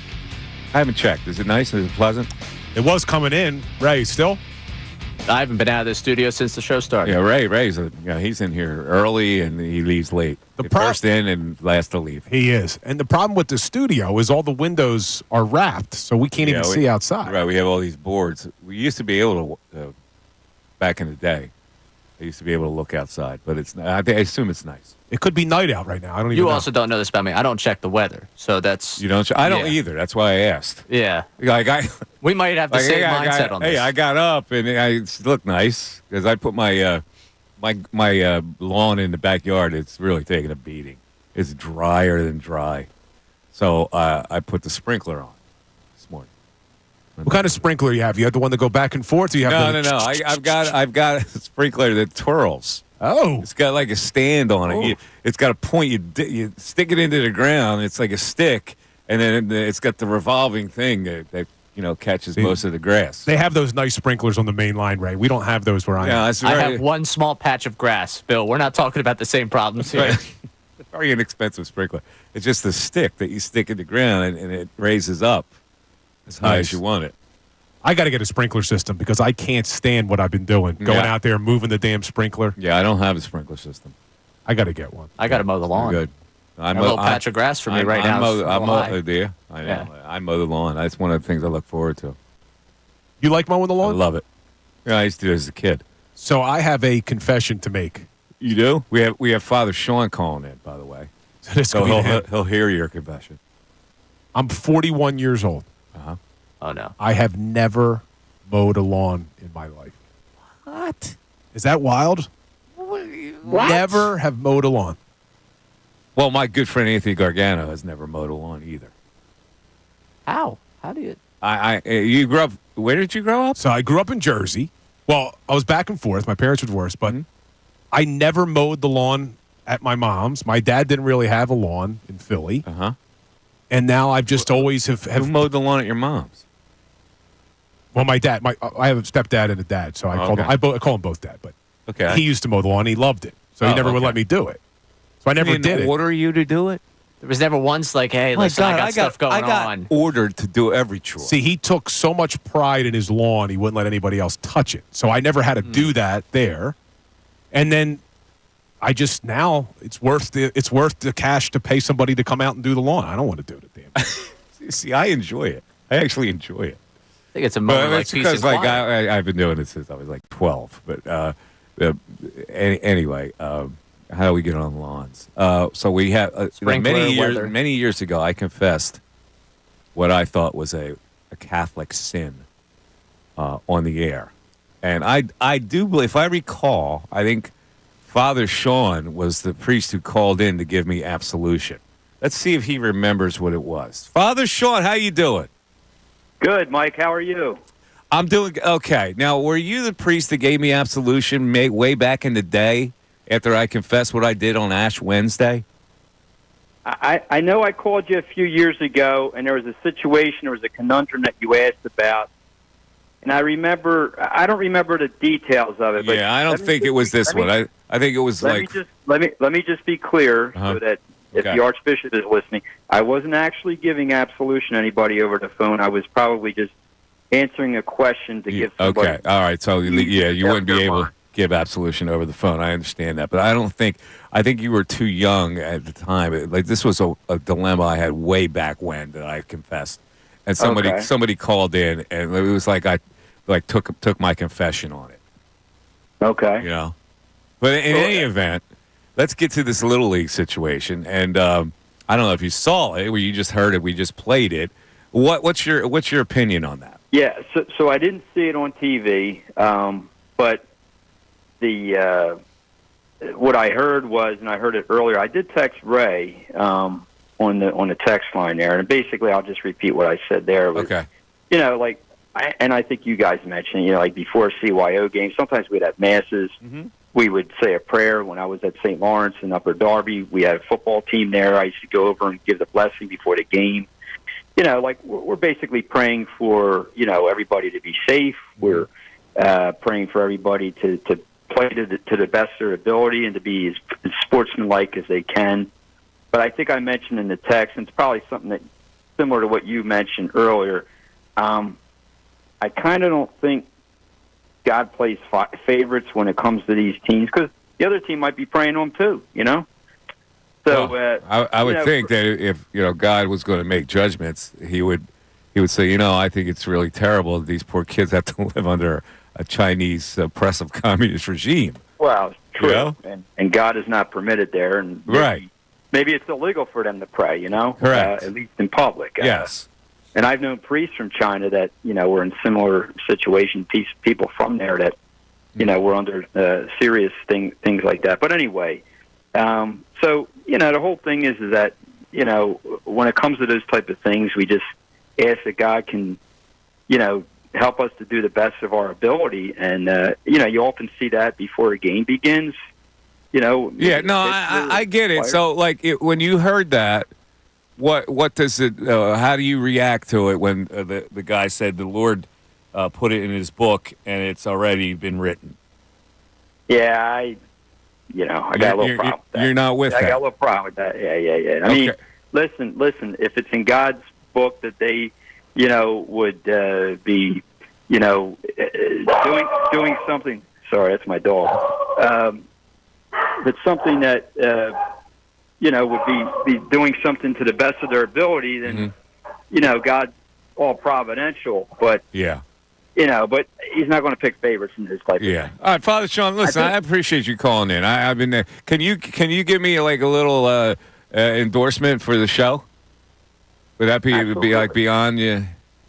Well, we ask that the Lord bless and keep you and help your show do well, and to continue to bless our listeners and all who are traveling that are listening. Beautiful. That they may always know the peace and strength of our Lord present to them. There you Amen. go. Thank you, Father Sean. We appreciate Thanks, it. Father. There you go. We got a little blessing going on. It was great.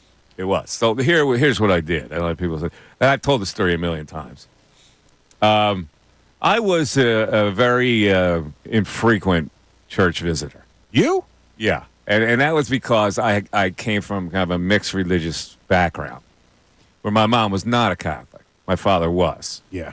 So we got a really mixed message about religion, and it became like it's a chore just to go to church. So I looked at it like a chore. Just to make my dad happy, I would go to the closest church that I could, and that was really the Irish Catholic Church, which I'm doing now the podcast about. Oh, that was the that one church. that was closest to my house, and I would just go in for at communion. I was out. You know how they have the break at communion, where there's the big delay, and then then You're a communion leaver, on top of communion, the mass continues. I was out at communion. A lot of people leave after communion. I spent as little time as possible. I would go late or leave early. Seventh inning stretch of the It's the seventh inning stretch of a mass. So Ash Wednesday, he was a stickler for Ash Wednesday and Lent, where he would drag us to the Stations of the Cross on Friday night, which I remember taking like 3 hours. Like it was the longest. It was the longest possible time you could be in church. You remember Stations of the Cross on Lent? So I loved it because I went to Catholic school. They would take us during school, and we would just have to sit through Stations of the Cross as opposed to class. It was, I still cringe at the time Friday night that I would have to go to the Stations of the Cross. Yeah, that would be tough. During school was fun. All right, so on Ash Wednesday, of course, you get the ash. Now, I was in all kinds of activities, and I had some kind of a athletic practice at this particular time, and I could not go to the mass that they would have on Ash Wednesday night. So I said, okay, here's what I will do. I will go to the church after school prior to my, I think it might have been basketball practice, I can't remember. And I would see maybe a priest would give me an ash. So I go into the church, and nobody is there. I mean, it's echoes. I can't find a soul in the church. But I see the ashes on the altar. So what'd you do?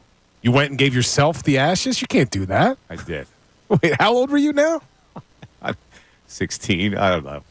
Yeah, that's a major violation. Okay, You're not so- even supposed to walk up to the altar, let alone touch what's on it. Ray?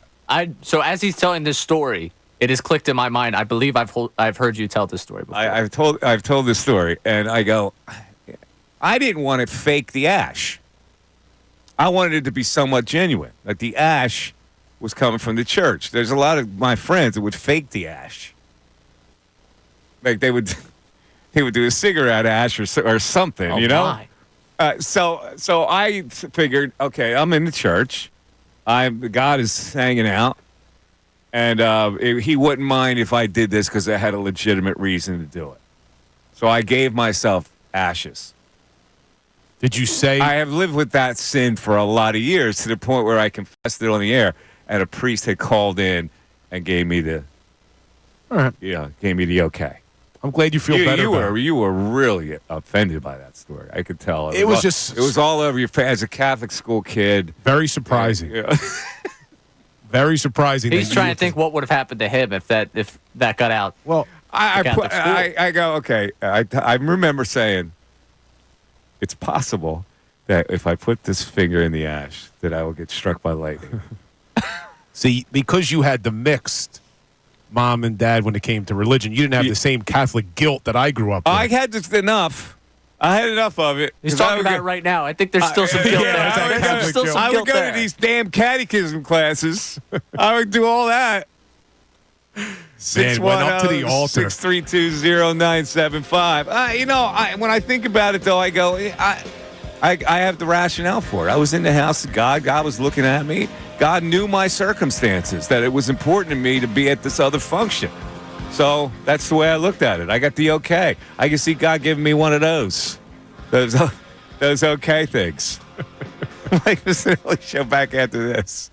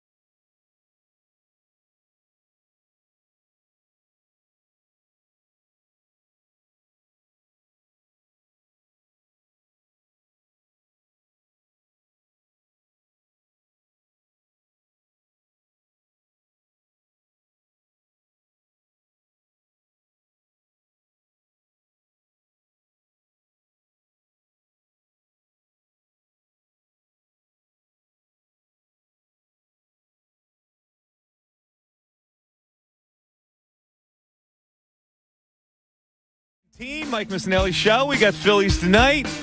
We got the Eagles cut down tomorrow. Probably not a lot of surprises for Eagle fans. We were talking about the fringes of the roster. You know what the guts of this team is and whether it is a contending team. I think it's a playoff team, certainly. As far as contending, I'm not really sure if I'm willing to go that far until I see a game at least or two. And, somebody pointed out to me that the Eagles being a favorite in this game is a pro Eagle. It's an Eagle line. And I agree. It's an Eagle line, I think, with the Eagles' favorite. Slim, but they're favored in this game. What is it, 2.5? I think it was 1.5. Let me see. I'm going to get an updated line. Get the updated line. Because if they win this game, that's a springboard to me. I know this is a game I expect them not to win. So 2.5, Mike. It's 2.5? 2.5. Eagles 2.5 is an Eagles line. And really, even though they're technically the home team, there's no home team in this game. No. So if they get out of the gate with a win in Brazil, with their Eagle fans cheering them on, in Brazil, minus 142 on the money line too. That's pretty healthy. That is. Look, Green Bay is also going through transition on that defense, so you don't know what you're going to get from them. They got a new defensive coordinator over there. I'm still sticking to my guns that Jordan Love is going to have a little bit of a down season now that defensive coordinators have had a full year of film on him. They're going to make the adjustments, and can he counterpunch it? You could be right. The reason why I look at this game and I go, Green Bay finished the season with a lot more momentum than the Eagles did. And the Eagles are there's still growing pains for the Eagles defensively. So for that reason, I go Green Bay is better suited. But when I see that line, I almost have to flip-flop now. You're going Eagles? I think I might have to go Eagles. So that line at 2.5, and somebody brought it to my attention. I hadn't really looked at it in a really long time. Oh, boy. So if they get off to a good start. You know what I have in my mind right now? What's that? Go Kryptonite! Come on, Kryptonite! You just mushed the Eagles, man. See, again, that's just very disrespectful for you to go mush me when I have had more right things. Right, do you get the reference, the Kryptonite reference? Yeah, he doesn't get it. Okay. It's from A Bronx Tale. Have you ever seen The Bronx Tale? You've never seen The Bronx Tale? Mm-hmm. No, this was one of the ones that I had been assigned in a previous time. That's one of my favorites. I don't like The Bronx Tale as much as... maybe because I saw it as a kid. I saw it as a kid and really liked it. Like when come on, now you can't leave? He's such a bad actor, that kid. Colangelo? Don't you think he was a bad actor in that movie? Yeah, he was. He was cute, though. He was kind of bad, though. Yeah. And there was too many cliches in it. I love it. Now You Just Can't Leave is a great scene. That is a great I can't imagine, though, that that big, tough group of bikers would go down so easily. Oh, they got killed. They did. They weren't even in the fight. Bunch of guys in suits coming out with baseball bats. JoJo the Whales coming out. It was the end for the big, tough biker gang. I got to feel that they were in a lot of different fights, right? For them to go down that quickly. Yeah, they did get dominated in that, but there was nobody to stop them. Even if you get off the mat, you got to stop from knocking down your bikes in the domino row. Still a classic movie. Classic movie. But to your point about the Eagles, I'm with you. I think the minus 2.5 is telling. Minus 142 money line is telling. The Green Bay Packers, they did finish strong, but the Eagles, man, the offense, both offenses should be able to put up points. It's going to be which defense is going to make enough plays. The Packers did get the safety I wanted, though. Xavier McKinney's a stud. So I just think the Packers right now finish a little better than the Eagles. I think the Eagles have to gain some momentum by playing some early games. I don't think this is I don't know. We'll see when we get to that. My God, I can't wait to get to it, though. Oh, you're not this week is an idle week again. I mean, it's not even anything you could talk about with the Eagles. We're so close, Mike. When you come back after Labor Day, we're only going to have 3 days to get ready for that Friday night game. But God, at least there's something to get ready for. It's going to be great. Now, ESPN has ranked the top 100 football players. I want to go down this list and see how many you agree. Okay. Patrick Mahomes, number 1. How do you argue with him?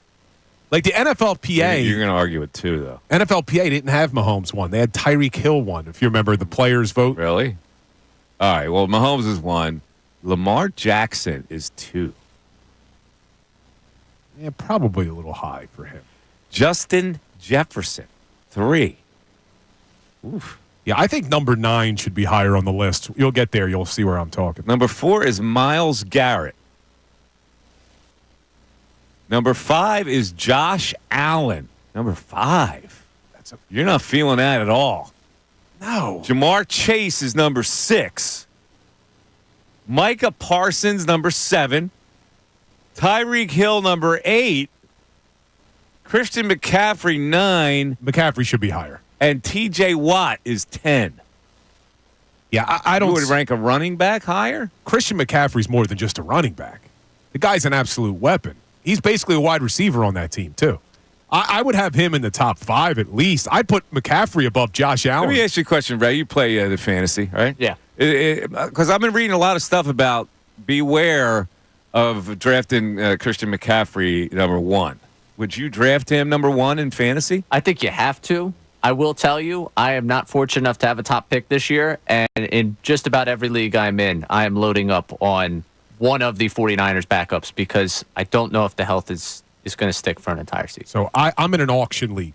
So where you buy whoever you want. Yeah. I paid a ton of money for McCaffrey last year, and he delivered. Yeah. I'm staying away from him this year. It's just already the calf. I mean, you already had the calf in the preseason. Yeah, the likelihood of him being able to stay healthy after the amount of work he's gotten the last 2 seasons is slim. You can't be the guy that passes on him at 1 because, like, if you end up with the season that he had a year ago, you look like the absolute fool.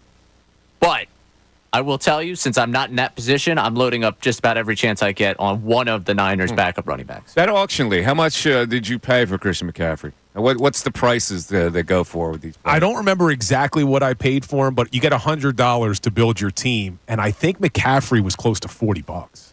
It was a lot of my money. Okay, so you have to use up 100. I went with a different strategy this past season. I haven't done my auction yet this year. That's a pretty fun way to do it. I did like it. That. Yeah, I loaded up with Jalen Hurts and Christian McCaffrey, spent most of my money.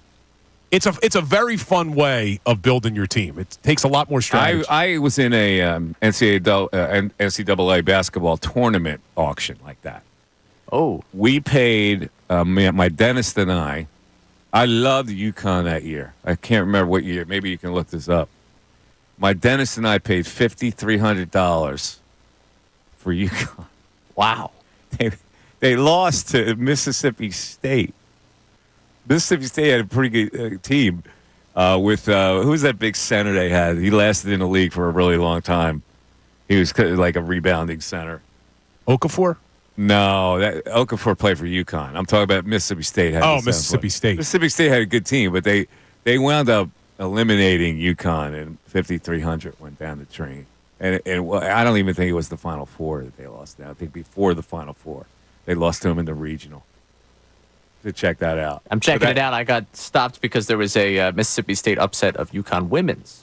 And that is really? the first option that comes up. Yeah, there are actually a couple players on that team, Mississippi State team, played in the NBA. 2 starters of that starting 5. But I loved UConn that year, and I can't even remember who they had, but I loved them. And we went down. And you had to have, it's funny, because you had to have the cash. And so all the cash went into a bag. Wow. Who took it home? In this auction. I don't know, but the guy who took it home won like $80,000, something like that. You go with what year was it? 1996. Eric, Ray Allen. Eric Dampier, my friend. Yes. Mike Canifek checked in. Eric Dampier. Yeah, 1996. 1996. Yes. They had a forward named Jones that made it into the NBA. Yes, Dante Jones. Dante Jones. And that was the Ray Allen led. Yeah, that's UConn right. It was team. Ray Allen. Who else was on that UConn team? Travis Knight, Kirk King. Travis Knight, 7-foot center. Who else? Kirk King, Rudy Johnson, Eric Hayward came off the bench. Duran Sheffer, the guard from Israel. I remember specifically. They had a couple guys from Israel back then. Calhoun recruited. You might remember him because he was 3 for 14 in that game. Yeah. He didn't have a good game. No. We went there. What was the final score of that game? Because my hopes and dreams of my 5,300 went down the drain. 60-55. 60-55. and it was a 12-point game at the half. Mississippi State led by 12 at the half. Oh, God. Yeah, People- so you were just sweating the comeback the entire That was a time. nightmare. People on YouTube want to know, Mike. What? How does the conversation even start with your dentist to go in on it with him on a $5,000 bet? My dentist and I were pleased to play golf. We get to be friendly. And he was and so we would play golf together. So we were buddies. And he invited me to this thing. So that his friends were involved in. when you're at the dentist, In a ballroom in a hotel in Villanova. when you're at the dentist, Yeah. what always bothers me is when you got your mouth open and then they start asking you questions as they're cleaning your teeth. Like, how are you supposed to answer when they're in your mouth? Ray, do you know what I'm talking Yeah, about? the hygienist. Yes. How are you supposed to answer? Yeah, it's funny. My dentist comes in for the kill. The hygienist cleans your teeth, and then he's got to have the final checkup. So he comes in. He's like the Makes all the money. He's like the grand poobah coming in. He looks in. Yeah, it looks good. All right, we'll see you later. 610-632-0975 is the great Jeff Bell stereo, of course. Mike Missanelli Show continues.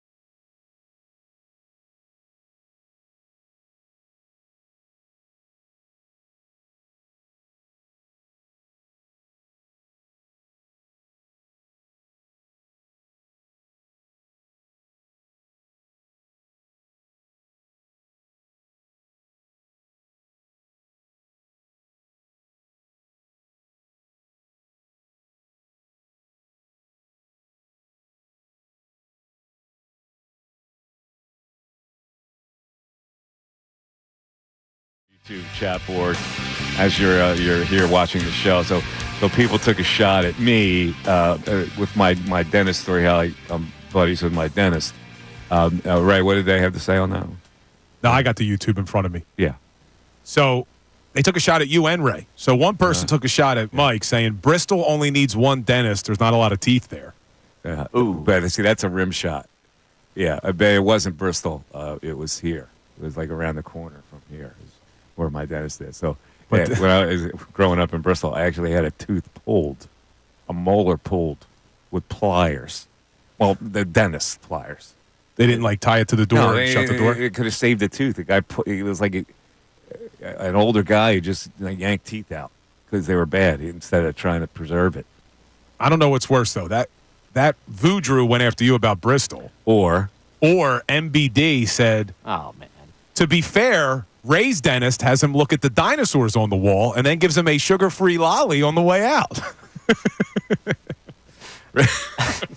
I got nothing on that. MBD. Ray's a young man. It's MBD 1,000, me 0 at this point. He's been dicing me up for years at this point. Well, then he must not have heard this spellbinding story you told a little earlier about your AAA experience. Oh, I'm sure he had a great We were transfixed on your AAA story. Right, you should have ended that story with. And then finally the AAA guy arrived, and it was Bigfoot. He walked out of the cabin of his truck. He walked over, and then he went into Wawa, gave the Wawa clerk an unwanted kiss. And then he came back, and then there was a big explosion. And then did you ever see Planes, Trains, and Automobiles? Yes. Great movie when he says, here's a hint. When you're telling these little anecdotes, have a point. It makes it so much more enjoyable for the listener. It's a good line. Yes. By the way, Father Sean checked back and said it was him in that story that called that day and said that I wouldn't be going to hell for that Ash Wednesday. No, you're going violation. for a lot of other reasons, Mike. Not that one. As this is a shameless plug, as you know, I'm doing this true crime podcast, and it's called The Coldest Murder. It's on YouTube. We just completed our 3rd episode, which I think will be spellbinding because I brought in a reporter who reinvestigated this case in 1992. Now, again, we talked about the church where I did this with the ashes was the church that the 9-year-old girl was murdered in 1962. So it has a very eerie feeling, this whole church, to me. Yeah. But anyway, in our latest podcast, we explore the possibility of a 3rd suspect being the actual murderer. So not the priest and not the guy that went down to Alabama or whatever? To Louisiana. So you've listened to 2 of them. Yeah. And we pretty much zeroed in on 2 suspects. However, a 3rd suspect now who we think could still be the murderer, even though he was dismissed during the case because he was known as the town drunk, revealed some details to the police in his confession, which I've just become privy to, where he, chapter and verse, said how he did it. Interesting. And one of the hooks here is the girl had a bruise on her hip. This 3rd guy said that he had chased her and she hit her hip on a pew. Now, these are details that we didn't know before. So it could be the 3rd guy. Is he still alive? No, nobody is alive. Anyway. How many more episodes? Well, I'm going to do at least 9. And we have plans for next week to interview two little girls who were expecting her to meet them at the library. And how she never arrived, and how they rode down to the church and saw her bicycle there. And she's still alive. She is. 2 of them are. Both of the they were little 9-year-old girls at the time, waiting for her to arrive at the library. Never did. Came back down towards that church, and were afraid to go in. One of the reasons why they didn't go in is because back then in the Catholic Church, Bill, as you know, women had to have some kind of head covering. Yeah, the head coverings. All right. Very interesting. Check it out. The third podcast should be out sometime today or at the latest tomorrow. I'll let you know about it. Let's go to FedEx Ed in Darby. What's up, FedEx Ed? Hey, Mikey, you remember me? I do. Cool. I made some kind of impression on you. You did, FedEx Ed. You were a great caller. Yeah, it's been a while, but I've been listening to you forever. So I appreciate that. Thank you. It was actually me who called last week and said that I like your sidekicks because they don't kiss your ass. Oh, okay. Yeah, you put that out there. I got it. Yeah. I didn't use FedEx Ed because I was, it's been a while. I wasn't sure whether to bring FedEx Ed back or not. That's hey, listen. You're known as FedEx Ed. You can be FedEx Ed. So yeah, I'll bring FedEx Ed back. But I was curious about your opinion about the new NFL kickoff rule. It hasn't really paid dividends yet. I know it's been kind of boring, actually. Yeah. Now it kills the onside kick. You know that. Yeah. Yeah. So there'll be no more onside. I think you can onside kick if you let them know you're doing it. Yeah, you got to announce it. You have to announce that you're doing it. It kills the surprise onside. Right. Right, but you can't do an onside kick anyway because you have to kick it in within the goal line in the 20-yard line. No, but you can announce it. You have to announce it before that you intend on doing an onside kick, and then they allow you to set up differently. So there's going to be no more surprise onside. Yeah, you can set up differently. And you can't say you're going onside and kick it deep like you used to be able to trick teams. Correct. Yeah, but it has. These kickers are doing a pretty good job poaching it in that zone because you're getting the returns. But and they calculated this whole thing that you're not going to be able to get past much past the 25-yard line anyway. Right, so it ruined the kickoff return. It ruined the excitement of a kickoff. Well, it's either that or kickers are going to just kick it through the end zone. So that's what they wanted to stop. They wanted to at least give the people a chance to return it, and this gives them a chance to return it. But not really, because everybody's lined up at the 30-yard line. No, you can still, once you have the ball in your hand, you can still break away and score a touchdown. The other way, you couldn't. They would just kick it through the end zone. Yeah, but everybody was a little bit more spread out then. You were coming down from I get it, but still, if you can block it right, you can spring somebody. So you don't think this is for safety reasons? To protect the returner? No, I don't think it's for safety reasons. In fact, they're doing the opposite.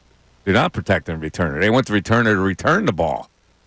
So they're trying to avoid the 30-yard head start collisions. They are trying to do that. I get that. They had a steam tackle, but they still would rather take chances on somebody returning the football instead of constantly kicking it through the end zone because that's not fun. Yeah, that was every kicker can kick it through the end zone. But that's why I think where they failed, they shouldn't have a touchback at the 30. They should have made the penalty for a touchback should be at the 40, similar to if you kick the ball out of bounds. Yeah. Because that would entice teams to really kick it into the landing zone. If you have a good returner, Mike, you're a head coach, and the other team has a good returner, why not just give them the ball at the 30? Yeah. They're not going to take the chance. I hear you. It's been very unexciting and uninspiring so far. We'll see when the regular season starts. All right, back to this list because I didn't get to 10 even. The 10 is T.J. Watt. Yes, T.J. Watt is 10. C.D. Lamb, 11. Chris Jones, 12. Joe Burrow is 13. Trent Williams, the offensive tackle, at 14. C.J. Stroud is 15. Yeah, this list has issues. T.J. Watt over Nick Bosa, who was 16. Sauce Gardner, 17. Fred Warner, 18. Aiden Hutchinson, 19. Patrick Surtain, the second. And then, number 21, A.J. Brown, the first Eagle, and he's not in the top 20. And then Jalen Hurts, number 32 of 100. Woof. Did you see the quarterback listed ahead of him? Yeah, Dak Prescott. Herbert is ahead of him. Purdy, too. Brock Purdy is ahead of him. Yeah, this list stinks.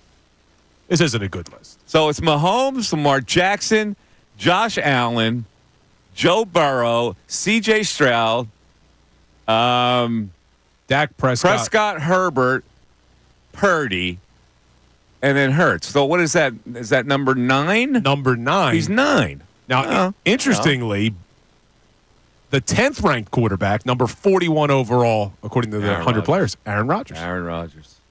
So I've had Hurts above Rodgers. We talked about that last week. See, Aaron Rodgers hadn't played in a really long time. I can't forget about Aaron Rodgers' ability all of a sudden and put Hurts ahead of him. I don't know, man. 40 coming off of an Achilles. What world would you put, seriously, what world would you put Hurts ahead of Aaron Rodgers? The world where he's coming off of an Achilles injury at 40 years old. Then he said he was going to beat the timeline to come back in. But you haven't seen that yet. You can't assume that he's going to be worse than... right now, if you're rating Aaron Rodgers and Jalen Hurts, forget about the Achilles thing. Just say he comes back from it. Would you rank Hurts ahead of Aaron Rodgers? Well, when you do these rankings, you're taking previous information and applying it to what's going to happen. If we did this after 2022, Jalen Hurts is amongst your top 5 because of what you saw in the field last year. I saw nothing on the field last year from Aaron Rodgers. He's a 40-year-old who was trying to beat science and come back last year with his Achilles. And now we're talking about putting him out there at 40 years old off the Achilles injury. I don't think he would lose his ability. 2 versus 1 on this one. Because he's got a Achilles injury. I assume that he's had enough time to recover from that and rehab it. And if he has, he's automatically better than Jalen Hurts. I disagree. I can't say he's automatically. Oh, okay. I don't expect much. Okay. But here's a positive, though, Mike. As you're reading these lists, they have CeeDee Lamb ranked at 11, Cowboy. Trent Williams ranked at 14, 49er. Neither one of those guys is scheduled to play right now because both of them won a new contract and both of them are still holding out. Eagles don't have those issues. So they're applying that rationale to rank CeeDee Lamb 11. He hasn't even played yet. He has not. So they're looking at past performance. It's like I'm looking at past performance for Aaron Rodgers. So the injury is different than just holding out, is what you're saying. Rodgers is 40. We're projecting. So is Brady, for crying out loud. Like, these are Hall of Fame top 3, top 5 quarterbacks. You can't just look at it like they're a normal 40-year-old. They're not like Joe Flacco 40. I want to look at some of the prop bets. Not a normal 40, but he's also, I don't think he's taking care of his body in a very normal way to begin with. What are you talking about? He's smoking mushrooms. Aaron Rodgers. He's even better. This should tell you. As an altered state, he's even better. This should tell you everything you need to know, Mike. What? The line on Aaron Rodgers' passing yards this season, 3,600 yards. I'm going over. No, you betting kind on of health there. Your what kind line of receivers thinking, does he have? But Garrett Wilson at the Jets. That team stinks. But your line of thinking would tell you that this looks like such an obvious over listen, that you should go with the under. He is a top 5 quarterback of all time. For me to say, well, you know what, he's not top 5 overall anymore because he's got an Achilles tendon and he's 40, I'll have to see that before I make the pronouncement of that. You know, I haven't seen it. As far as I know, he's still Aaron Rodgers. But you compared him to Tom Brady. Tom Brady's lifestyle is a lot different than Aaron Rodgers. How do you know? You living with Aaron Rodgers? You don't know what kind of health regimen he's going through. He's going to sit with monks outside the pyramids. That doesn't mean he's not physically fit. He obviously understands what it takes to be physically fit to be a quarterback in this league, and forget that. Now, he may be an NFL legend, Mike, but he perils in comparison to the legends for the Philadelphia Eagles who were honored at the 3rd preseason game. I looked at this and I couldn't believe it. I got to be honest with you. Just go down the list of people that had forget it. They had the audacity to show up. Forget the Eagles are going to invite everybody that they want, right? These guys showed up. As if the preseason wasn't bad enough. As if the product that was put on the field in Game 3 wasn't bad enough. These are the Eagles legends. First of all, there's one guy on that list who must have coolioons the size of the moon for showing up. One guy, you probably don't even know who it is, but go ahead down the list. So here are the Eagles legends that were honored at halftime of the preseason.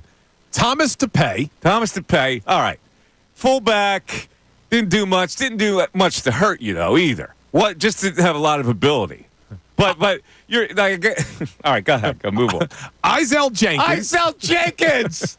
He's the poster child for cornerbacks who sucked. Najee Good. I don't even know what he played. Linebacker. Okay. Yeah, go ahead. Moises Foku. Was he tight end? What was he? Foku. I don't even remember. Yeah, he was a linebacker. Yeah. Yeah, he was. He had some moments, actually. But go ahead. and Robert Drummond. Robert Drummond was a halfback from Syracuse, who actually, he wasn't great, but he didn't hurt you. Isel Jenkins to show up. Isel Jenkins got booed by this fan base. Does he not remember that? All of these guys, none of these guys should be honored as legends. So to put this in context for you, for Drummond showing up there. Drummond showing up on the same day that they announced that McCoy's going into the Eagles Hall of Fame. McCoy had more yards in the game against the Lions than Drummond had in his career as an Eagle. Talking about the snowball? I remember Robert Drummond. He wasn't terrible, but obviously he wasn't great. The Isel Jenkins thing, my eyes pop out. I go, dude, do you have a frame of reference of what your tenure was here? You were the poster. People still bring up his name. You get invited, I guess you show up. Every time a quarterback gets beat, people go, well, who's out there, Isel Jenkins? Yeah. Everyone on YouTube saying toast. Yeah, they call him Toast. Drew Conshohocken. Drew, quickly, what do you got? Michael, hey, welcome back to the radio. Thanks, Drew. I really miss you, and hey, for what it takes, I don't think you're going to hell. Your contributions to Philadelphia Sports Radio is it's got to be. Thank you, man. I appreciate it. That still might get me in hell, though. I don't know if that's going to get me out of hell. No, you're going to heaven, brother. Hey, I love how Howie Roseman has put together this defensive line. Uh-oh. This is in contrast to what Bill thinks. Did you say you love it? He loves it. I do. We're so tough on the interior, but who rushes the passer? Drew? I mean, dude, we're going straight up the middle. I mean, Carter. You got to have a pass rush in this league, brother. Like I went to Pitt. Like I see, I see reminiscence of the old Pitt D tackle up there. Listen, I like the defensive tackles. I think we all do. Pass rush is something that we have to be concerned about. That was the point. He can draft D tackles. It's everywhere else that he struggled. 1 o'clock hour was brought to you by Ferguson HVAC Line Conklin. If you're an HVAC contractor for equipment, parts, and supplies for every heating and cooling job, visit one of Ferguson's count locations in Ben Salem, King of Prussia, Pennsauken, or Westchester. Thanks, everybody, for listening. We had some fun. We had a lot of topics out there. Phillies and Astros tonight. Zach Wheeler minus 175 against Ronel Blanco. I like the Phillies to continue the offensive onslaught, much to the chagrin of Rob Thompson hater Bill Colarulo. Harper goes yard tonight. Have a great night, everybody. We'll talk to you tomorrow.